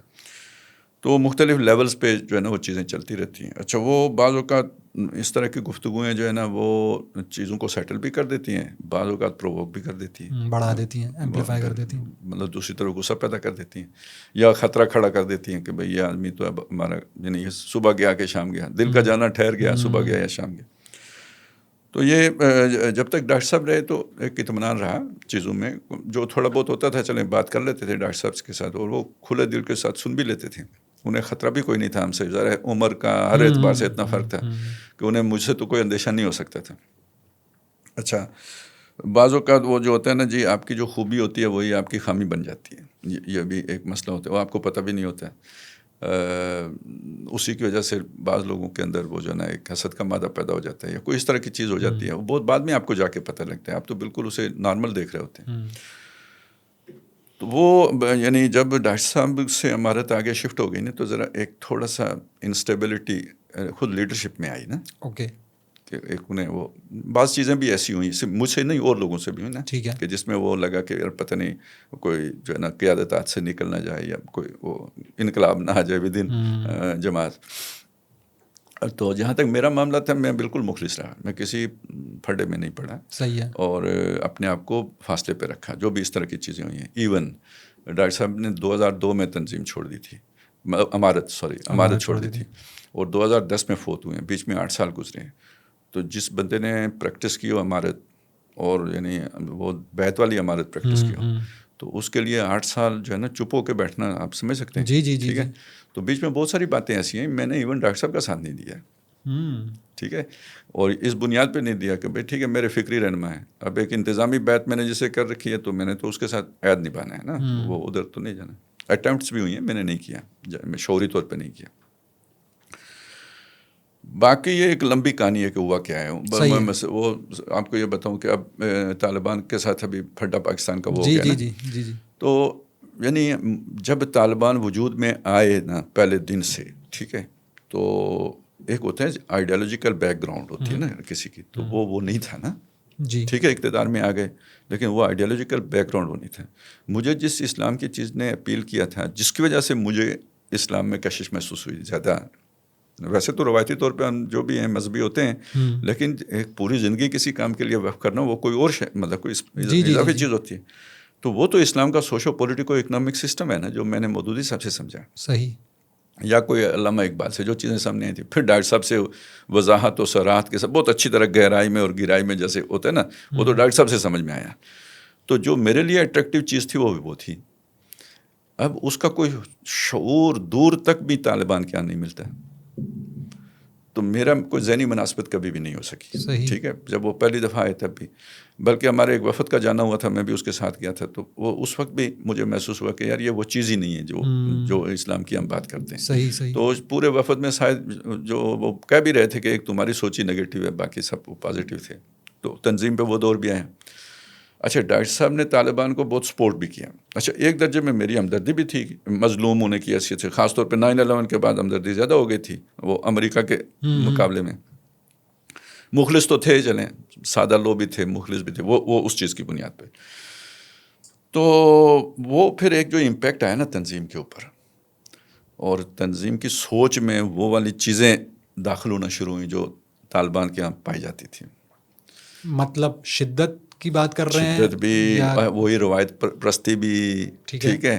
اچھا، یہ والا جو ہے نا پہلو ان کے یہاں چونکہ تھا نہیں، تو جب آئیڈیل وہ بن گئے تو آپ نے بھی تو اس کے سے اختلاف ہی کرنا ہے نا. یہ جو بھی آپ کا ایک عمومی یعنی یہ جو خلافت عامہ کا تصور ہے، ان کے یہاں تو یہ نہیں پایا جاتا تھا. ٹھیک ہے نا. وہ جو سوشو پولیٹیکل اب جا کے انہوں نے اپنا اندر کھول دیا ہے نا، کہ انہوں نے کہا جی ہمارے 4 طبقات ہیں، یہ علماء ان سے تو پوچھا ہی نہیں جا سکتا، یہ اشرافیہ ہے ان کو سمجھایا جا سکتا ہے، یہ عوام میں انہیں سزا بھی دی جائے گی. ٹھیک ہے نا. یہ اب کلیئر ہو گیا. تو وہ تو پہلے ہی سنبھال ہونا چاہیے تھا نا. یعنی وہ تو آپ وہاں پہ نبض پہ انگلی رکھیں تو فوراً اس کو آپ کو پتہ لگ جائے گا کہ یہ کدھر کھڑے ہیں. تو میں اس دور سے یہ بات سمجھتا ہوں. تو جب وہ چیزیں یہاں آنی شروع ہوئی نا، تو ڈاکٹر صاحب نے اس کے آگے بند باندھنے کی کوشش کی. اچھا، ٹھیک ہے. تو جب انہوں نے وہ بند باندھنے کی کوشش کی تو وہ چیز چلی نہیں، کیونکہ لوگوں کی ٹرانسفارمیشن ہو چکی، لیڈرشپ کوئی اور تھی. لیڈرشپ کیا مطلب تنظیم کی پورا جو اسٹرکچر ہے نا وہ اس طرف ہو چکا ہوا تھا. صحیح ہے. نتیجہ نے ڈاکٹر صاحب کو بیچ سے یعنی نکلنا پڑا نا. یہ ڈاکٹر صاحب کی اپنی عمارت کی دور ہے جب یہ پھڈا کھڑا ہو گیا تھا. ٹھیک ہے. یہ میں آج اس طرح بیان کر رہا ہوں، اس وقت ہمیں اس طرح نہیں دکھتا تھا، لیکن مطلب ایک چیز تھی کہ اختلافی چیز چل پڑی تھی. بعد میں جب عاقب صاحب نے ہمارے سنبھالی تو میں یہ سمجھتا ہوں کہ ڈاکٹر صاحب کا فیصلہ ٹھیک تھا. اچھا، بالکل. حالانکہ اس کے اوپر بڑا کرٹیسزم ہوتا ہے کہ بیٹے ہیں یہ ہے، لیکن میں یہ سمجھتا ہوں کہ ڈاکٹر صاحب کا فیصلہ ٹھیک تھا. اس وقت تنظیم میں متحد کوئی اور نہیں رکھ سکتا تھا. کوئی بھی اور بنتا تو تنظیم نے مطلب وہ ایک یعنی جسے کہتے ہیں نا ایک اکائی کے طور پہ منتقل نہیں ہونا. لیکن یہ تو ایک بہت بڑا آپ کو فلو نہیں لگ رہا کہ ایک ادارہ جب ہوتا ہے، کوئی بھی آرگنائزیشن ہوتی ہے، اس کے اندر تو یہ ہوتا ہے نا کہ اچھا جی نیکسٹ ان لائن فلاں ٹیئر ہے. آپ کسی ایسی آرگنائزیشن، مطلب ہم بات کرتے ہیں حماس کی، حماس ایک بہت جیسے کہتے ہیں ویل اسٹیبلشڈ آرگنائزیشن ہے، تو اس کی تو ٹیئرز کہتے ہیں کہ اس کے بنے ہوئے ہیں کہ اس کے بعد یہ ہوگا، اس کے بعد یہ ہوگا، اور وہ ظاہر سی بات ہے مزاحمت میں اس کی ریکوائرمنٹ اور ہے. یا دیگر کوئی بھی پولیٹیکل یا کوئی اسلامک آرگنائزیشن، عموماً اصل میں پاکستان میں تو یہ نارمل ہے کہ آپ باپ کے بعد بیٹا یا اس طرح ہوگا. یہاں پہ اس طرح ہوا نہیں تھا. لیکن ہاں یہاں پہ یہ کیونکہ یہ پرسیپشن یہی ہے، میں پرسیپشن کی بات کر رہا ہوں، آپ اس کو کریکٹ کر سکتے ہیں. جی میں آپ کو بتاتا ہوں. اچھا، پہلی بات یہ ہے کہ اسے حماس پہ نہ قیاس کریں. وہ ایک آپریشنل یعنی ان کی ریکوائرمنٹ الگ ہے. جی وہ تو ٹھیک ہے، وہ جیسے فوجی وہ ہوتا ہے نا، وہ تو چیز ہی اور ہے. یہ تو ایک عام جیسے سیاسی جماعت ہوتی ہے یا یہ اس طرح یعنی ایک پرامن جد و جہد ہو رہی تھی نا. ابھی آپ اس میں تو گئے نہیں تھے. لیکن جس طرح پاکستان میں سب سے جمہوری پارٹی جیسے کہتے ہیں جماعت اسلامی ہے، تو اس کے اندر یہ ایسا نہیں ہوا. ہاں جی، اس میں تو اس لیے نہیں ہونا، اس کا ایک پروسیس ہے. اس کے اپنے ہر 5 سال کے بعد امیر کا انتخاب ہوتا ہے. ٹھیک ہے. وہ تو مطلب چلتا ہے، ایک روایت ہے جماعت کی. یہاں وہ چیز نہیں تھی نا. یہاں پہ امارت تھی اور تاحیات امارت تھی ڈاکٹر صاحب کی. کوئی 5 سال کے بعد دوبارہ اس کی کوئی تجدید نہیں ہونی تھی. وہ تاحیات تھی. وہ داعی اول تھے، انہوں نے ایک نعرہ لگایا تھا، جس نے وہ قبول کیا وہ ان کے ساتھ جڑ گیا. یہ اسٹرکچر تھا. اوکے، ٹھیک ہو گیا. اب ٹھیک تھا غلط تھا اسے چھوڑ دیں. میں نہیں ظاہر ہے وہ تو اس کو بتا. اب اس میں ڈاکٹر صاحب کے ذہن میں تقریباً 90 سے یہ چیز آنی شروع ہوئی کہ میرے بعد کیا ہوگا. ٹھیک ہے. یہ فیصلہ کوئی 97 میں جا کے ہوا ہے عاقب صاحب کا، اور منتقلی 2002 میں ہوئی ہے. صحیح. ٹھیک ہے. اچھا، وہ پھر سب سے پہلے جی مشورے شروع ہوئے، ذاتی مشورے، جیسے ایسے میں آپ بیٹھے ہوئے ہیں کرتے کرتے پھر باقاعدہ فورم پہ مشورے جو ہے نا یہ 92 سے شروع ہو گئے تھے. اوکے، 97 سے 92 سے. اچھا 92 سے فورمز کے اوپر مشورے شروع ہو گئے ہم نے کہا 90 سے سوچتی اور 92 سے فورمز پہ آ گیا. ٹھیک ہے جی. اور پھر اس کے بعد اگلے بات یہ ہوئی کہ ڈاکٹر صاحب یہ طے ہوا تھا کہ ڈاکٹر صاحب ایک وصیت لکھ دیں گے اور اس میں جو بھی صاحب جب ڈاکٹر صاحب فوت ہوں گے یا کوئی مسئلہ ہوگا تو وہ ٹیک اوور کر لیں گے. وہ وصیت ابھی بتائی نہیں جائے گی, اناؤنسمنٹ نہیں ہوگی. یہ 92 93 میں یہ فیصلہ ہو گیا تھا. اچھا وہ وصیت جو ہے نا وہ کہیں یہاں کراچی کے ایک بزرگ ساتھی تھے, سراج الحق سید ان کا نام تھا, ان کے پاس رکھی ہوتی تھی. تو وہ کسی اور کے حق میں تھی, ڈاکٹر صاحب کے بیٹے کے حق میں نہیں تھی. پھر یہ ہوا کہ 97 میں دوبارہ مشاورت شروع ہوئی اور اس میں یہ بات ہے صحیح بھی ہے لیکن ڈاکٹر صاحب نے اسے بیان بھی کیا, ریکارڈ پہ موجود ہے. کراچی سے ایک جمیل الرحمان شیخ صاحب ہوتے تھے, ڈاکٹر صاحب کے بڑے اچھے ساتھیوں میں سے, بلکہ ڈاکٹر صاحب کی ابتدائی طور پہ جتنی کتابیں شائع ہوئی ہیں نا تو وہ عام طور پہ ڈاکٹر صاحب کے خطبات کو جو ہے نا ٹرانسکرائب کیا گیا ہے. صحیح ہے. تو وہ سارا وہ یہ مشینیں تو نہیں تھیں جیسے آج کل ہم کر لیتے ہیں. تو وہ سارا شیخ جمیل الرحمان صاحب سن کے کرتے تھے, کیسٹ سن کے کرتے تھے. تو وہ بہت قریبی ساتھی تھے. تو سب سے پہلے وہ ہیں جنہوں نے خط لکھا ڈاکٹر صاحب کو کہ جی آپ اپنے بعد عاقب صاحب کو کنسیڈر کریں. اوکے ٹھیک ہے. اچھا وہ پروپوزر تھے. جی. اچھا اسی طرح کوئی کے پی کے کی سائڈ پہ بھی ہمارے پرانے ساتھی تھے جنہوں نے اس طرح کیا, کچھ اور بھی لوگ بھی تھے. تو عاقب صاحب یعنی کہ کوئی صلاحیت نہیں تھی, مطلب کم از کم ڈاکٹر صاحب کی بھی فکر کو سمجھنے کے اعتبار سے بیٹے بھی تھے اور بہت اچھے یعنی اسٹوڈنٹ بھی تھے ڈاکٹر صاحب کے. ایک تحمل بھی تھا, برداشت بھی تھی, صبر بھی کر لیتے تھے, یعنی تھوڑا وہ باقیوں کی نسبت ان کے اندر یہ بھی تھا. تو بہرحال وہ کرتے کرتے یعنی آخر کار جا کے ڈاکٹر صاحب نے ان کا فیصلہ کر لیا. اس پہ رائے بھی ہوئی تھی, باقاعدہ مشورہ بھی ہوا تھا. یا 6 لوگ تھے تو اس میں تو خیر وہ پہلے نمبر پہ تو عاقب صاحب نہیں آئے تھے, 2-3 اس کے بعد کوئی چوتھا یا 5واں نمبر تھا عاقب صاحب کا. تو لیکن وہ اختیار ڈاکٹر صاحب کے پاس ہی تھا کہ کس کو وہ بنائیں گے ان 6 میں سے. تو انہوں نے ان کو پھر بالآخر بنا دیا. تو بات وہ ہوئی تھی کہ ڈاکٹر صاحب کے پاس اس کے علاوہ آپشن کوئی نہیں تھے. میرٹ پہ تھا. میرٹ پہ میرے حساب سے میرٹ پہ تھا. تو تھوڑا بہت ٹلٹ ہوگا بیٹا ہونے کی حیثیت سے, نو ڈاؤٹ.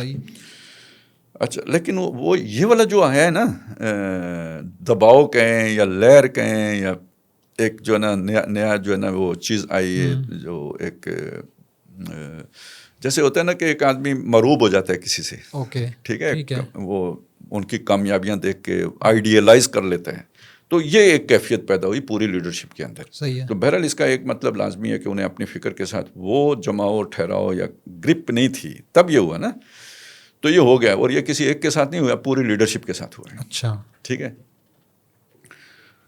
اور جسے کیسا کہنا چاہیے مزاج ایک چینج ہو گیا, پورا مزاج بدل گیا نا. ٹھیک ہے. وہ اس میں ڈاکٹر صاحب کی گنجائش نہیں رہی نا, یہی تو میں عرض کر رہا ہوں. ان کی اس طرح کی ساری چیزیں جو اس سے ہٹ کر تھیں تو وہ زیر تنقید آ گئی یا انہیں پسند نہیں کیا جاتا تھا. اب یہ چیزیں عام رفقا تک نہیں جاتی, ایک مخصوص حلقہ ہوتا ہے اور ہر ایک اس کو کیئر کرتا ہے کیونکہ نیچے کہنے سے فساد مچتا ہے. تو وہ اس طرح چیزیں چل رہی تھیں. تو مجھے 2004-05 میں محسوس ہوا کہ عاقب صاحب کا بھی ٹلٹ اسی طرف ہے.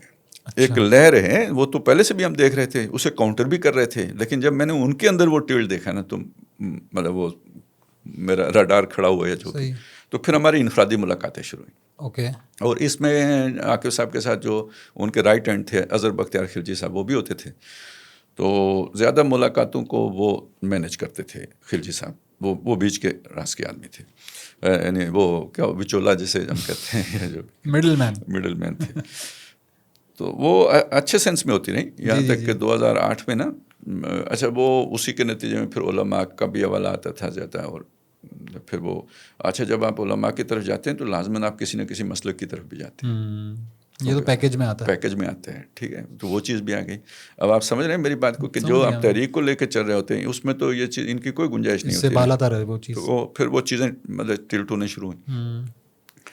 خیر وہ 2008 میں بھی ہماری گفتگویں بھی ہوئیں, میں نے خط بھی لکھا. پھر 2010 میں نے باقاعدہ ریزائن کر دیا.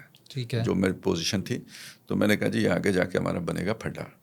تو مجھے بھی اپنے مزاج کا پتہ ہے, ابھی تو میں پھر کچھ کنٹرول میں ہوں تو یہ کام بہت خراب ہو جائے گا. تو بس ادھر ہی سے میں ایک عام رفیق کے طور پہ کام کرتا رہوں. صحیح ہے. پتہ نہیں کیا تھا, کوئی اللہ کی طرف سے تھا. اس لیے میں نے کہا تھا نا کہ اس میں کوئی خدائی مداخلت بھی ہوتی ہے, سارا آپ کی طرف سے نہیں ہوتا. وہ انہوں نے مجھے مطلب اس طرح اسے قبول نہیں کیا. ایک ہمارا تعلق بھی تھا نا, کوئی مطلب وہ اس طرح کی دشمنی تو نہیں تھی. تو وہ بٹھا کے ہم اس طرح نہیں کریں گے، یہ ہے وہ ہے، آپ کی غلط فہمی ہے. یہ اصل بات یہ نہیں تھی کہ مجھے کوئی غلط فہمی نہیں تھی، نہ انہیں کوئی غلط فہمی تھی، لیکن وہ مجھے اس موقع پہ چھوڑنا نہیں چاہ رہے تھے، یا وہ تعلق بھی کہہ لیں یا کوئی حکمت عملی بھی شاید کسی کی ہو، کیونکہ وہ چیزیں اسی طرح چلتی رہیں بعد میں بھی نا. تو اس کے بعد پھر میرے اندر بھی ایک ریئیکشن آیا. یہاں یہ 2010 ٹرننگ پوائنٹ ہے کہ بھائی یار یہ وہ، یعنی میں اگر یہ کہوں کہ میں نے اس کے بعد یہ سمجھا کہ بھائی من دیگرم تو دیگری، تو بات ٹھیک ہے. یعنی میرے حد تک یہ بات 2010 میں طے ہو گئی تھی، اور اس کے بعد 8 سال کا اور سفر ہے. تو وہ ذرا تھوڑا بدمزگی کا ہی سفر ہے سارا.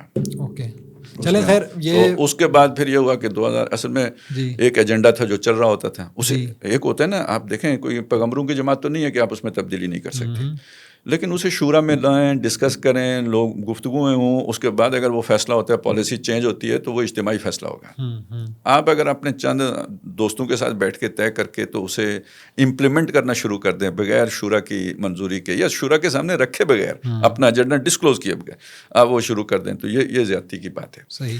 اچھا، مجھے چونکہ اس کا پتہ ہوتا تھا تو میرے سے 4-5 باتوں سے نا وہ اڑ جایا کرتا تھا. وہ شورا میں آئے تب اڑ جاتا تھا، وہ کہیں تربیتی کورسز میں آئے تو ایک آدھ لیکچر میرا بھی ہوتا تھا. تو حالانکہ میں نے نہیں بھی سنے ہوتے تھے، لیکن مجھے پتہ ہوتا تھا کس نے کیا کہا ہوگا، تو وہ میں 4-5 لائنوں میں اعصاب برابر کر دیتا تھا. تو میں ایک مستقل سردرد بن گیا پوری ٹیم کے لیے. جو صرف عاقب صاحب ہو سکتا ہے برداشت کر لیتے، لیکن جو ان کے چہیتے تھے ان کے لیے میں ایک سردرد بن گیا.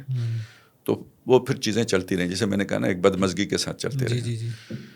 18 میں جا کے ہم ایک ایسی جگہ پہ پہنچے کہ وہ اپنا ایجنڈا نافذ نہیں کر سکے تھے، کوئی میری ریزسٹنس کچھ اور اس طرح وجہ سے، جس کی وجہ سے جو ان کی لاڈلی ٹیم تھی نا، ان سے شکایتیں پیدا ہوئیں کہ بھئی یہ گند نکالتے کیوں نہیں ہیں آپ، ابھی تک کیوں رکھا ہوا ہے. تو وہ جیسے آج کل جو ہوتے ہیں نا پرو اسٹیبلشمنٹ، انہیں اسٹیبلشمنٹ سے ہوتا ہے کہ یہ یوتھیے کیوں پالے ہوئے ہیں، تو اسی طرح کا وہ ان کے ساتھ ہو گیا کہ بھئی یہ کیوں رکھا ہوا ہے. وہ جو ان کے درمیان بدمزگی پیدا ہوئی وہ کراچی میں ہی ہوئی تھی، اور رمضان میں ہی ہوئی تھی. اس کی مجھے بھنک پڑ گئی. میں اب مرکز سے پوچھ رہا ہوں کراچی میں کیا ہو رہا ہے، مجھے کوئی نہیں بتا رہا. تو اس سے میرے اینٹیناز اور بھی کھڑے ہو گئے. قصہ یہی تھا کہ بس وہ ایک رائٹ ٹائم تھا جس پہ میں نے پھر ایک خط لکھا کہ جی یہ جو باتیں اب یہ کراچی والے کر رہے ہیں نا، جو آپ کے اپنے لوگ ہیں، تو یہ باتیں وہ ہیں جو میں رکھتا تھا تو آپ کہتے تھے یہ تمہارا جو ہے نا سوء ظن ہے. تو یہ تو اب ثابت ہو گیا ہے، تو ثابت ہو گیا تو اس کو شورا میں، اگلی شورا میں رکھیں گے. اور امیر صاحب نے ہمارے ساتھ خیانت کی ہے، فکری خیانت کے مرتکب ہوئے ہیں، تو میں ان کے وہ جو ہے نا مواخذے کے لیے شورا میں آؤں گا. بس یہ پھر. اچھا، ویسے فرینکلی اسپیکنگ میں اتنا لمبا جواب یا اتنی پوری اسٹوری ایکسپیکٹ نہیں کر رہا تھا، کیونکہ ظاہر ہے کہ یہ جو پرانے زخم جسے کہتے ہیں تازہ کرنے والی بات ہوتی ہے. کیونکہ یہ بات ٹھیک ہے کہ آپ نے بہت اس سے بات کی، لیکن ظاہر سی بات ہے ہمارے پاس ایک پرسپیکٹیو آیا نا، اب دوسرا بھی پرسپیکٹیو ہوگا. پھر ہم اس کے اندر جسے کہتے ہیں کہ فورم تو ہے موجود، لیکن ظاہر سی بات ہے اس کام کے لیے نہیں ہے. یہی سارا یہ پورا ایپیسوڈ اس سے پہلے جو تنظیم اسلامی کی اپ برنگنگ ہے اس کے اندر بھی ایک یہ چیز شامل. ڈاکٹر صاحب کی بات کر رہے ہیں آپ؟ مولانا مودودی سے اختلاف کی میں بات کر رہا ہوں. وہ اس سے بہت مختلف ہے، لیکن میں کہہ رہا ہوں کہ اس سے وہ گزری. اس میں آپ یہ دیکھیں نا، مودودی صاحب نے اپنا ایک جو بھی موقف اختیار کیا جی وہ کلیئرلی اختیار کیا. بالکل ٹھیک ہے، شورا میں رکھ کے کیا. بالکل ٹھیک ہے، ڈاکٹر صاحب نے جو اختلاف کیا وہ کلیئرلی کیا، بالکل ایسے اور ہی سالانہ اجتماع میں سامنے پیش کر دیا. بالکل صحیح ہے. وہ سر سے مطلب بہت، یہ تو انسانوں کے درمیان ایک جینین اختلاف کی ٹھیک ہے. یہ جو ہمارا ہوا ہے نا، یہ اس سے بہت مختلف چیز ہے. اچھا، لیکن میں یہ کہہ رہا ہوں کہ جس طرح یہ آپ نے سوشیو پولیٹیکو اکنامک سسٹم کی بات کی، یہ ڈاکٹر اسرار صاحب بھی اس کے اوپر یہی سمجھے کہ اصل میں یہ مودودی صاحب نے جو فکر پیش کی بیسیکلی ہے یہی. ہاں بالکل، اور وہ ہے پورے دین کو ہر چیز کے اوپر انکمپس کرنے کی، کسی خانے میں توڑنے کی نہیں کسی. اچھا، اس میں ایک چیز اور بھی کہ ڈاکٹر صاحب کا اور مودودی صاحب کا جو اختلاف تھا وہ طریقہ کار کا اختلاف تھا. جی بالکل، بنیادی آئیڈیالوجی کا اختلاف نہیں. اچھا، آپ کا آئیڈیالوجی والا ہو گیا، کیونکہ وہ آپ نے بالکل صحیح، بالکل آپ نے اس کی وضاحت کر دی. میں اس پوائنٹ کی طرف آنا چاہ رہا ہوں کہ یہ وہ وہاں تک بھی بات پہنچ گئی تھی. میں آپ کو بتا دوں، میں نے صرف اشارے کیے ہیں، میں نے وہ زیادہ تفصیلات میں نہیں گیا ہوں، میں صرف اشارے کیے ہیں کہ جب آپ کسی علماء کی طرف جاتے ہیں تو پھر مسلک کی طرف بھی جاتے ہیں. تو اس کا یہ بھی نتیجہ نکلا تھا کہ اقامت دین فرض کفایہ کہلاتی تھی. اب یہ میرا اگلا پوائنٹ تھا بالکل. اس کی وجہ یہ ہے کہ مولانا مودودی نے دین کو کانسیپٹ کیا بطور نظام، بطور جسے کہتے ہیں آئین، یا بطور سسٹم کے. اور وہ جو هو الذی ارسل رسولہ بالہدی، تو اس میں یہی ہے کہ اپنے دین حق کو باقی ادیان کے اوپر غالب کر دے, ٹھیک ہے, اور اس کی انہوں نے انٹرپریٹیشن, اور اس کے بغیر نجات نہیں ہے فرد کی, صحیح ہے, جب تک یہ جدوجہد نہیں کرتا. بالکل. اور اس کے بعد وہ ایک آیت آئی کہ ان اقیم الدین ولا تتفرقوا فیہ, اس کو بھی بنیاد بنایا. اس بنیاد کو بناتے ہوئے بہت سے لوگ, یہ بات میں اپنے کہی دی خود سے, کہ لوگ اس کو کہتے ہیں کہ یہ فرض عین نہیں ہے, یا یہ پبلک کے کرنے کا کام نہیں ہے, یہ کچھ خاص علماء کا کام ہے یا ریاستوں کے کرنے کا کام ہے, آپ کا اس میں کیا لینا دینا. اور دوسری طرف ہم یہ دیکھتے ہیں کہ جو یہ جماعتیں, جماعت اسلامی ہو گئی, تنظیم اسلامی ہو گئی, آپ لوگ کوئی بھی ہو جو اس طرح اس کو کانسیپٹ کو لے کے ہولسٹک اپروچ اگر لے کے چلے, تو وہ کہتا ہے یہ تو فرض عین ہے. تو اس کو آپ کیسے جسے کہتے ہیں ڈسٹنگوش کرتے ہیں؟ سر جی یہ دیکھیں, یہ کنسیپٹ وہ ہیں کہ جو عام پبلک کی سمجھ میں جلدی سے آتے نہیں, عام آدمی ان کو وہ نہیں کر سکتا, چھوٹے جواب میں نہیں پتہ لگے گا, پتہ نہیں لگتا نا. وہ اس نے اگر جس کی میری بات سنے گا وہ اس کا قائل ہوگا, جا کے آپ کی سنے گا آپ کا قائل ہو گیا, وہ دونوں باتوں کو وے نہیں کر سکتا. صحیح ہے, ٹھیک ہے, صحیح ہے. مسئلہ یہ ہے کہ دیکھیں اس میں الجھنیں ہیں, ٹھیک ہے, یعنی ایک تو ہوتا ہے نا کسی کو وہ ہوتا ہے وہ جان بوجھ کے کوئی مغالطہ کریٹ کرتا ہے, جیسے میں سمجھتا ہوں مولانا وحید الدین خان صاحب نے جان بوجھ کے کریٹ کیا ہے, ٹھیک ہے, زدم زندہ کی وجہ سے کیا ہے. ایک ہوتا ہے کہ آپ کو مغالطہ لاحق ہو جاتا ہے, آپ کی نیت خراب نہیں تھی, لاحق ہو گیا. صحیح ہے. میں نے کہا جی بارش ہوئی ہے, آپ نے کہا جی اس کا نتیجہ کیا نکلا, زمین گلی ہو گئی ہے. ساتھی نے کہا جی زمین گلی ہے, میں نے فوراً کہہ دیا بارش ہوئی ہوگی. اب یہ مغالطہ ہے, یہ اس میں وہ ایک ہو سکتا ہے گٹر لیک ہو گیا ہو, لیکن وہ میں پہلی بات کے سحر میں ایسا گرفتار ہوا کہ دوسرا نتیجہ اس کے مطابق میں نے برآمد کر لیا.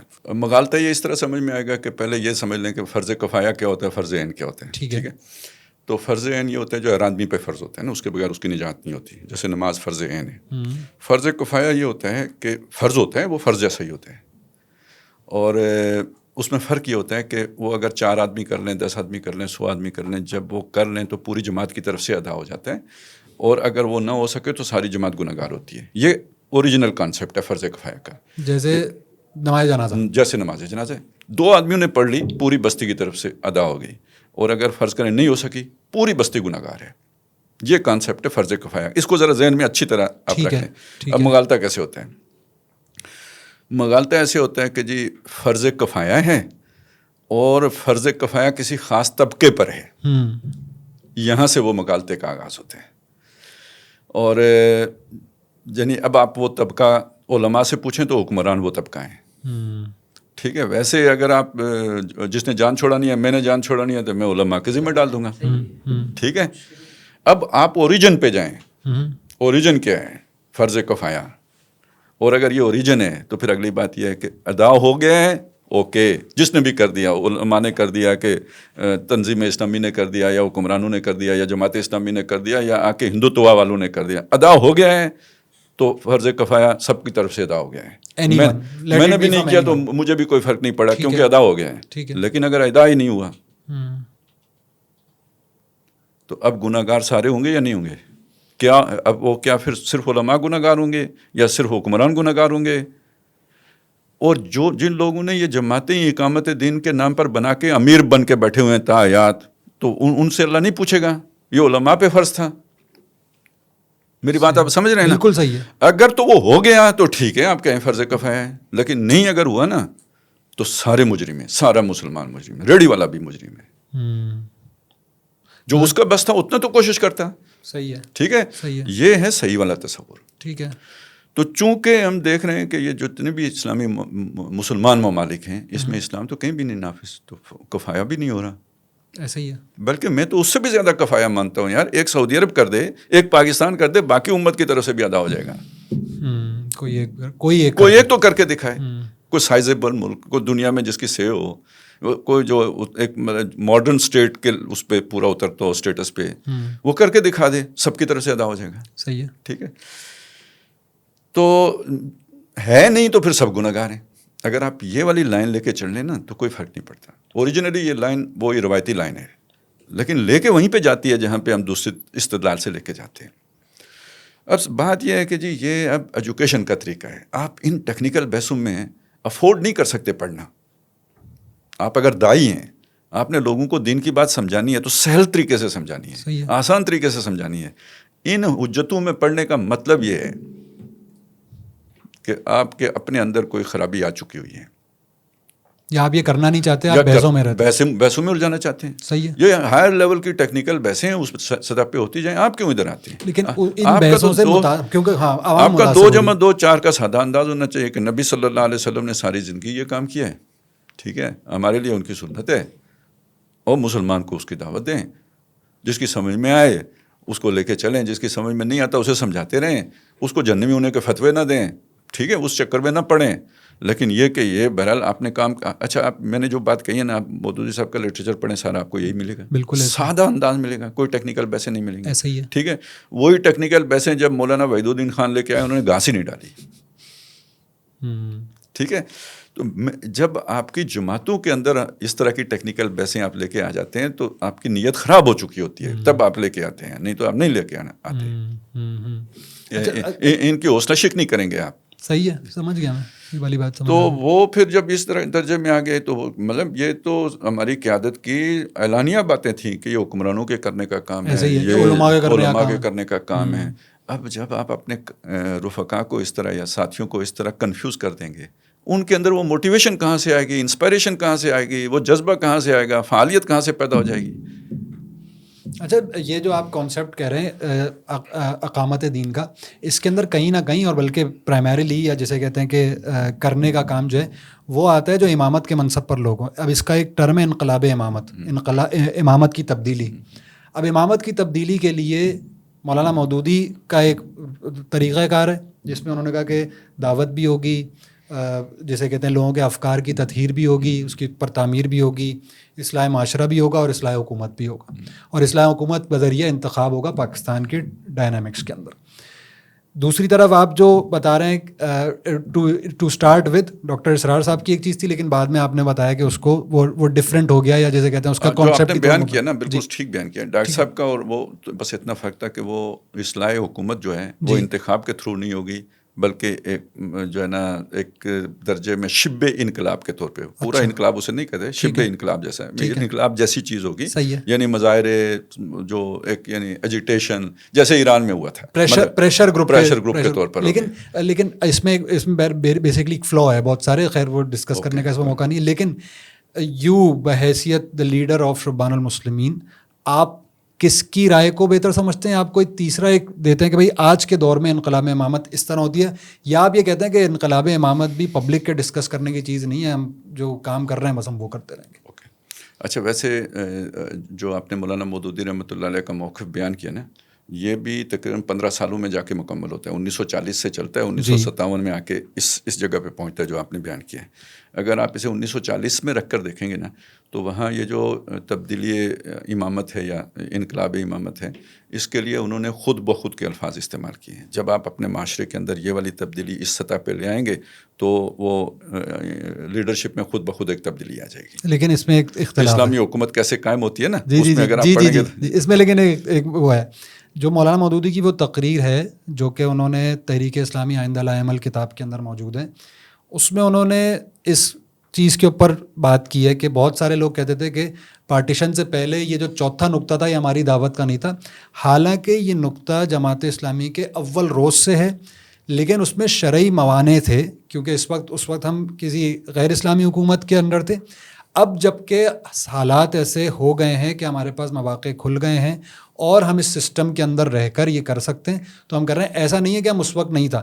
تو یہ میری انٹرپریٹیشن ہو سکتا ہے غلط ہو, آپ ظاہر سی بات ہے اس کو کلیئر کر دیں گے کہ یہ شاید 41 سے جب جماعت اسلامی کی انسیپشن ہوئی اس وقت سے یہ انقلاب امامت کا یا جو تھا جیسے کہتے ہیں زمام کار کی تبدیلی والا ان کے الفاظ کے اندر وہ موجود تھا. اس کی امپلیمنٹیشن شرعی موانع اور کچھ جو زمینی جو بھی تھے موانع شرعی بھی ہو سکتے ہیں, موانع حالات کے بھی ہو سکتے ہیں, ٹھیک ہے, وہ سارے موانع تھے. میں نے یہ کہا کہ یہ چیز جا کے مکمل ہم دیکھتے ہیں صحیح پوری صورت میں تو 57 میں سامنے آتی ہے. اچھا, ٹھیک ہے, وہ جو آئندہ کا لائعمل میں سامنے آتی ہے. اس سے پہلے جو ریکارڈ پہ جو چیز موجود ہے وہ میں آپ کے سامنے رکھ رہا ہوں, لٹریچر میں جو موجود ہے وہ میں آپ کے سامنے رکھ رہا ہوں. ظاہر انڈرسٹوڈ ہے, جو لیڈرشپ ہوتی ہے اسے پتہ ہوتا ہے اگلے مرحلے کا, تو جو موانع ہوتے ہیں اس کی وجہ سے نہیں بیان کر رہی ہوتی نا. ایسا ہی ہے, ٹھیک ہے. میں صرف اس سے یہ دلیل پکڑ رہا ہوں کہ بھائی ایک موقع ایسا ہوتا ہے کہ آپ ساری بات اپنی کھول کے نہیں پیش کر رہے ہوتے. اچھا, کوئی بھی موانع ہوں, حکمت چلیں آپ کو نہ نظر آتی ہو. تو جس میں ہم آ کے داخل ہوئے نا جو یعنی شبان کا ہم نے ہاں اب آپ کے اوپر آ رہے کہ آپ لوگ کا کیا وہ ہے اس وقت صورتحال کیا تھی. جی جی جی دیکھیں جب مولانا مودودی رحمۃ اللہ علیہ یہ دعوت دے رہے ہیں نا تو تحریک خلافت بھی چل چکی تھی, تحریک پاکستان بھی چل چکی تھی. گویا کوئی اقامت دین کا ایک مبہم سا تصور تو ضرور موجود تھا, جذبات کی سطح پر بھی تھا, عوام کی سطح پہ بھی تھا, لوگوں کے ذہنوں میں بھی کچھ تھا, اگرچہ کہ وہ اس کی کلیئرٹی نہیں تھی کہ اقامت دین کسے کہتے ہیں, لیکن ایک مسلمانوں کی حکومت ہی چلے صحیح, ایک آزاد حکومت کا ایک تصور تھا, اور وہ خلافت ختم ہونے کے بعد بڑی جذباتی کیفیت بھی تھی.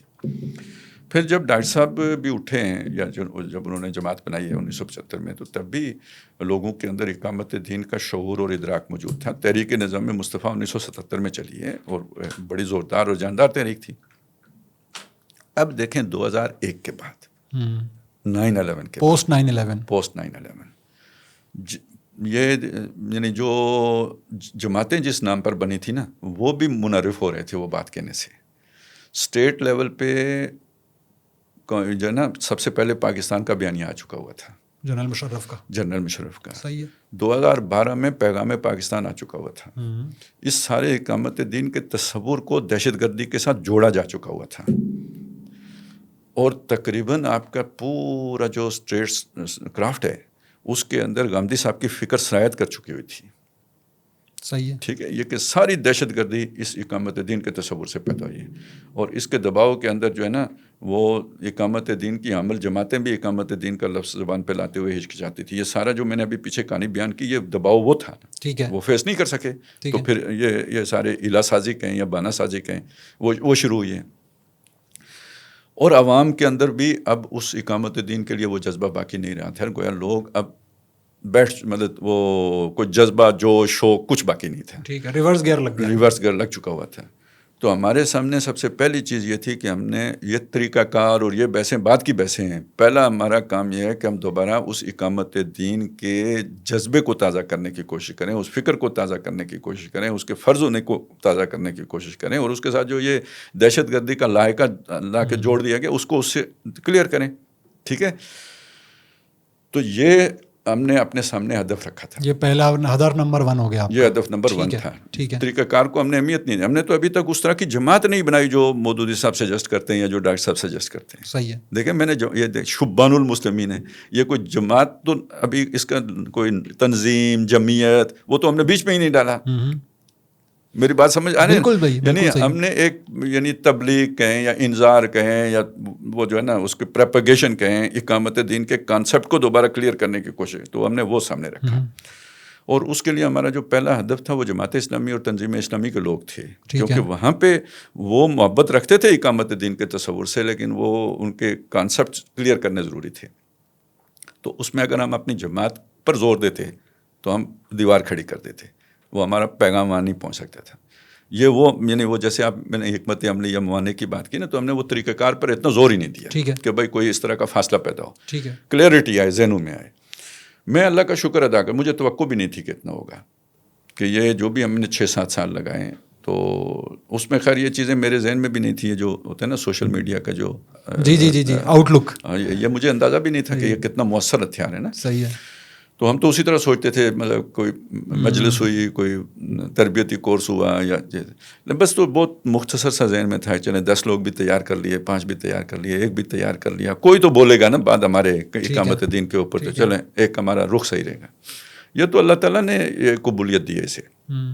اور میں بہرحال ہو سکتا ہے میری غلط فہمی ہو, خوش فہمی ہو, مطلب آپ خام خواہی ہو سارا کچھ, لیکن میرا اطمینان ہے کہ اللہ تعالیٰ نے ہم سے کام لیا ہے. بہت سے ذہنوں کو ہم نے کلیئر کیا ہے. میں یہ سمجھتا ہوں کہ گاندھی صاحب کی بھی بہت سی محنت پہ پانی پھرا ہے, اور ہائر رینکس میں بھی دوبارہ 2 قومی نظریے کے بارے میں چیزیں ہم اجاگر کرنے میں کامیاب ہوئے ہیں. What next? تو یہ یعنی یہ ایک ہدف تو ہمارا, ہم اس کی طرف ہماری پیش قدمی ہو گئی. پہلا اسٹیپ ہو گیا. اب اگلا مرحلہ یہ ہے کہ دیکھیں سب سے پہلی چیز یہ ہے کہ آج تک کوئی جماعت جب اس طرح بنی ہے نا وہ چلی نہیں ہے. ٹھیک ہے. کیوں؟ وہ سارے ایک جیسے لوگ ہوتے ہیں نا, ایک جماعت میں ہوتے ہیں ایک جیسے لوگ ہوتے ہیں. وہ کوئی ایک یعنی کوئی بزرگ ان میں نہیں ہوتا کہ جس کے پیچھے وہ چلنے کے لیے تیار ہو. تو ہم نے بہرحال یہ 5-6 سال چلا لیا, تو اس کے لیے ہم نے پورا اسٹرکچر ہی ایسا ڈیزائن کیا گیا جس میں وہ چل سکے. وہ والا اسٹرکچر نہیں لیا جیسے جماعت اسلامی کا ہے یا جیسے تنظیم اسلامی کا ہے. بڑا ٹائٹ نظم ہے، سارا کچھ ہے، تو ہم نے بڑا ایک ریلیکس اسٹرکچر رکھا ہے، وہ اسی خیال سے.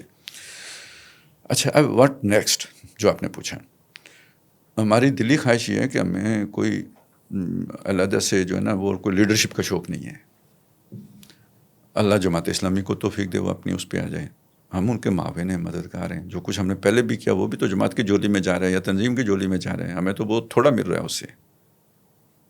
ہم اس میں معاملے میں بہت کھلا دل رکھتے ہیں، ٹھیک ہے. ہمیں کوئی لیڈری کا شوق نہیں ہے، کوئی اپنی دکان سے جانے کا شوق نہیں ہے. اللہ کے دین کے ساتھ ہماری محبت ہے اور صحیح تصورات کے ساتھ جو سمجھ میں آئے ہیں وہ اگر کوئی اڈاپٹ کر لیتا ہے اور ان کو لے کے چلتا ہے، وہ ہمارا لیڈر ہے. ہمیں اس کے پیچھے چلنے میں کوئی دقت پیش نہیں آئے گی. اور یہ ہم نے پوری شبان کے اندر یہ چیز رکھی ہے. ایون ایک بات اور، ہم نے اپنے امیر کا بھی فیصلہ نہیں کیا. کیوں نہیں کیا؟ کہ یہ پلیٹ فارم اگر اللہ تعالیٰ اس کو وسعت دیتا ہے، اس قابل بناتا ہے کہ کل ہم یہاں سے کوئی تحریک لانچ کر سکیں عملی، تو امیر کا فیصلہ تب کریں گے اور جو ہم میں سب سے بیسٹ ہوگا اس کو بنائیں گے. آج اگر امیر کی سطح پہ میں بیٹھ جاتا ہوں تو میں تو پھر اپنے پورا ایک بنا لوں گا نا، اس کے بغیر تو عمارت نہیں چلتی. تو وہ تو پھر اس میں کسی اور کو کل آنے کی تو گنجائش اس کے لیے نہیں رہے گی. اور ہر سطح پہ یہ ہو جاتا ہے، اوپر سے لے کے نیچے تک یہ ہو جاتا ہے. ہم نے وہ جگہ ہی خالی رکھی ہے. اور اس کے لیے ہم نے دلیل پکڑی ہے حضرت جو ہے نا وہ جو طالوت والا واقعہ ہے جی، کہ وہاں پہ ایک اسٹرکچر موجود تھا، نبی موجود تھے، لیکن جب وہ تحریک کے اگلے مرحلے میں جانے لگے تو انہوں نے کہا جی ہمارا سپہ سالار بنائیں. تو وہ سپہ سالار آؤٹ آف باکس بنایا، اسی لیے وہ سب نے اسے قبول کرنے سے انکار کر دیا. اور وہ دو اس کی خصوصیات پھر بتائیں کہ اس وجہ سے بنایا. تو یہ میرا خیال یہ ہے کہ پہلا کام تو جیسے مکے میں نبی صلی اللہ علیہ وسلم نے تبلیغ کا کیا، نظریات پھیلانے کی کیا، جیسے مولانا مودودی نے 1932 سے لے کے 1941 تک کیا. صحیح ہے، ٹھیک ہے. تو وہ پہلا کام وہ ہوتا ہے، ہم اس فیز میں ہیں. ٹھیک ہے.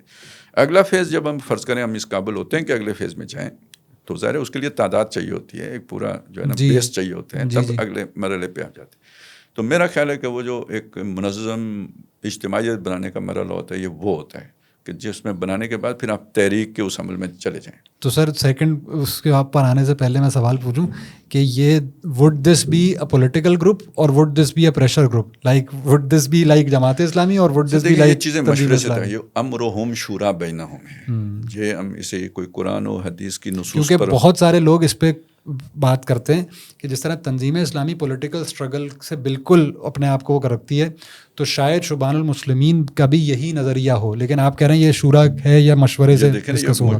یعنی وہ کیسے گروپ بنے گا، یہ یعنی اس کا وہ سامنے کیا رکھے گا، وہ انقلابی رخ کی طرف جائے گا یا انتخابی رخ کی طرف جائے گا، میں اس کے اعتبار سے یہ اس وقت کی شورا کا فیصلہ. یہ آل ٹو پلے فار، مطلب آپ کمفرٹیبل ہیں کیونکہ اس کے اوپر ایک بھی ہے نا کہ جمہوریت اور یہ نظام یہ تو ہے ہی حرام، اس کے اندر جانا نہیں. یہ دیکھیں یہ بات میں سنیں، یہ جو حرام والا تصور ہے یہ مولانا صوفی محمد نے دیا ہے. اچھا ٹھیک ہے، ٹھیک ہے، یہ مولانا صوفی محمد نے دیا ہے، وہ پہلا بندہ ہے جس سے میں نے سنا ہے. بالکل صحیح ہے، اور ہو سکتا ہے کوئی اور بھی ہوں، یہ مجھے لگتا ہے یہ حزب التحریر والے بھی ہیں، یہ پہلے سے ہوں گے، یقیناً ہوں گے. لیکن یہ کہ پاکستان میں جس بندے کی زبان سے میں نے سنا ہے وہ مولانا صوفی محمد ہے. لیکن پریکٹیکلی تو تنظیم اسلامی بھی انتخابات میں نہیں، بالکل نہیں. میں آپ کو بتاؤں یہ وہ اس کے اوپر چھوڑتی ہے، لوگوں مس پرسپشن ہے. ڈاکٹر صاحب کی سوچ میں یہ بات نہیں تھی. اچھا، بالکل نہیں تھی. اوہ یہ بھی ایک ہے. ٹھیک ہے، اب میں کڑیاں ملا رہا ہوں جو آپ باتیں. تو ڈاکٹر صاحب کی سوچ میں یہ نہیں تھا، بلکہ وہ تنظیم اسلامی کے دستور میں لکھا ہوا ہے کہ ووٹ ایک قومی امانت ہے. ٹھیک ہے، ٹھیک ہے. اور یہ ہر فرد نے اپنی ذاتی ذمہ داری پہ یہ امانت ادا کرنی ہے. اور ایک موٹی بات ہم اسے سمجھا دیتے ہیں کہ کسی ایسے آدمی کو اس نے ووٹ نہیں دینا ہے کہ جس کی اپنی ذاتی زندگی دین سے وہ مبرہ ہو، ٹھیک ہے، یا وہ کسی ایسی جماعت میں شامل ہو کہ جس کے دستور میں خلاف اسلام باتیں شامل ہوں. یہ ہم موٹی باتیں اسے بتا دیتے ہیں، باقی وہ خود اللہ کے یہاں اپنے ووٹ کا جواب دے. صحیح ہے، تو آؤٹ رائٹلی ایسا نہیں ہے. ڈاکٹر صاحب نے کبھی، ٹھیک ہے، میری بات سنیں، یہ جو ایجیٹیشن ہے یہ بھی تو ڈیموکریٹک عمل ہے. کیونکہ یہ بھی لوگ کرتے ہیں کہ بھائی آپ جب یہ کرتے ہیں تو لیکن آپ پریس کلب کے باہر بھی کھڑے ہوتے ہیں، آپ سڑک کے اوپر، سارا ڈیموکریٹک پروسیس ہے. اگلی بات سنیں، ڈاکٹر صاحب کا تصور خلافت کیا تھا؟ ڈاکٹر صاحب کا تصور خلافت یہ ہے کہ خلیفہ الیکٹڈ ہوگا، لوگ منتخب کریں گے اسے. لیکن بہت ساری چیزیں دیکھیں، پرسیپشن جو ہے، اور اگلی بات سنیں، اور وہ یہ لوگوں کا معاملہ ہے کہ وہ یہ طے کریں کہ وہ 5 سال اس کی حکومت ہوگی یا 7 سال ہوگی یا 10 سال، یعنی اس پہ لیجسلیشن ہوگی. ٹھیک ہے، یہ کوئی کتاب و سنت میں تو نہیں ہے. ٹھیک ہے، یہ جو تاعیات کا تصور تھا اس کی بیس اور تھی. وہ جو حضرت ابوبکر سے بہتر آدمی کوئی نہیں تھا وہاں پہ. صحیح ہے. یہاں آج ہم یہ بات تو نہیں کہہ سکتے. صحیح.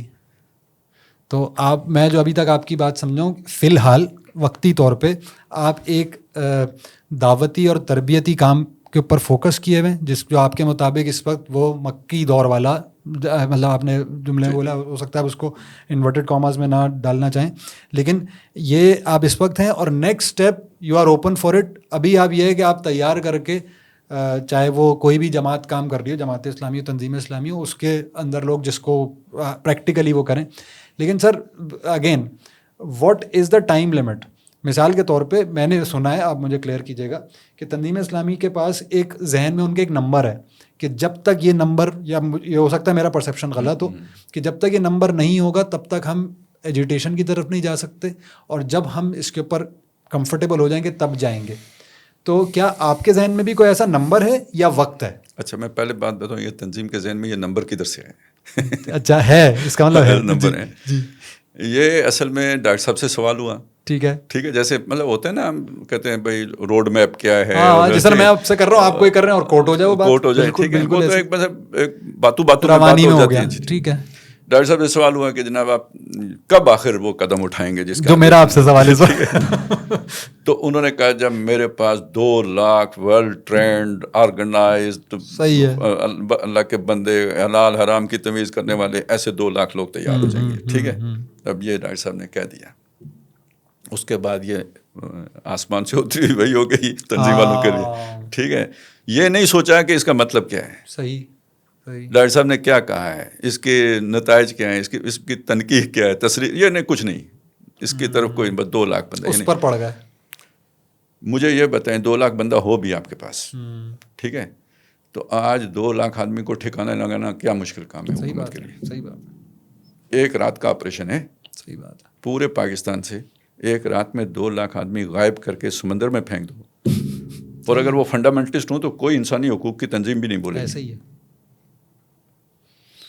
تو میں صرف یہ آپ کو بتا رہا تھا کہ ان کو بالکل نہیں پتا کہ اس 2 لاکھ کا مطلب کیا ہے. یہ 2 لاکھ لیڈرز کی بات کر رہے تھے ڈاکٹر صاحب, 2 لاکھ کی جماعت کی بات نہیں کر رہے تھے.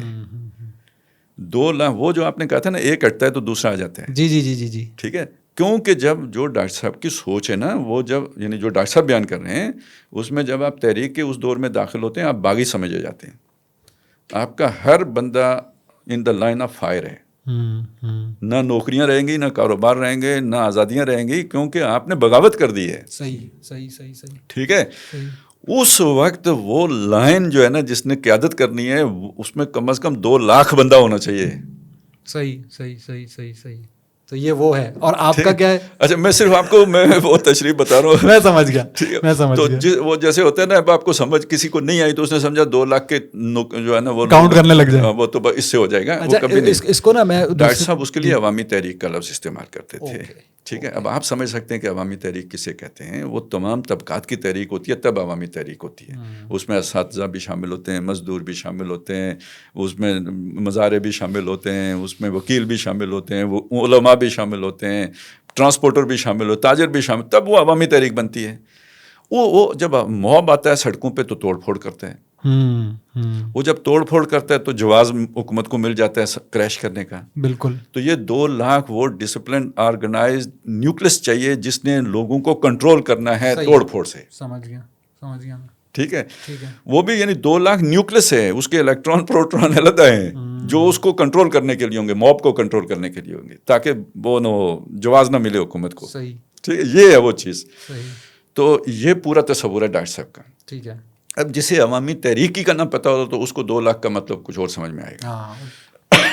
اب ہمارا کیا ہے؟ ٹھیک ہے, اس کا دیکھیں, خواہ آپ نے الیکشن لڑنا ہو یا آپ نے اس تحریک میں جانا ہو, ہر 2 صورتوں میں یہ 2 لاکھ آدمی تو آپ کو چاہیے. صحیح ہے.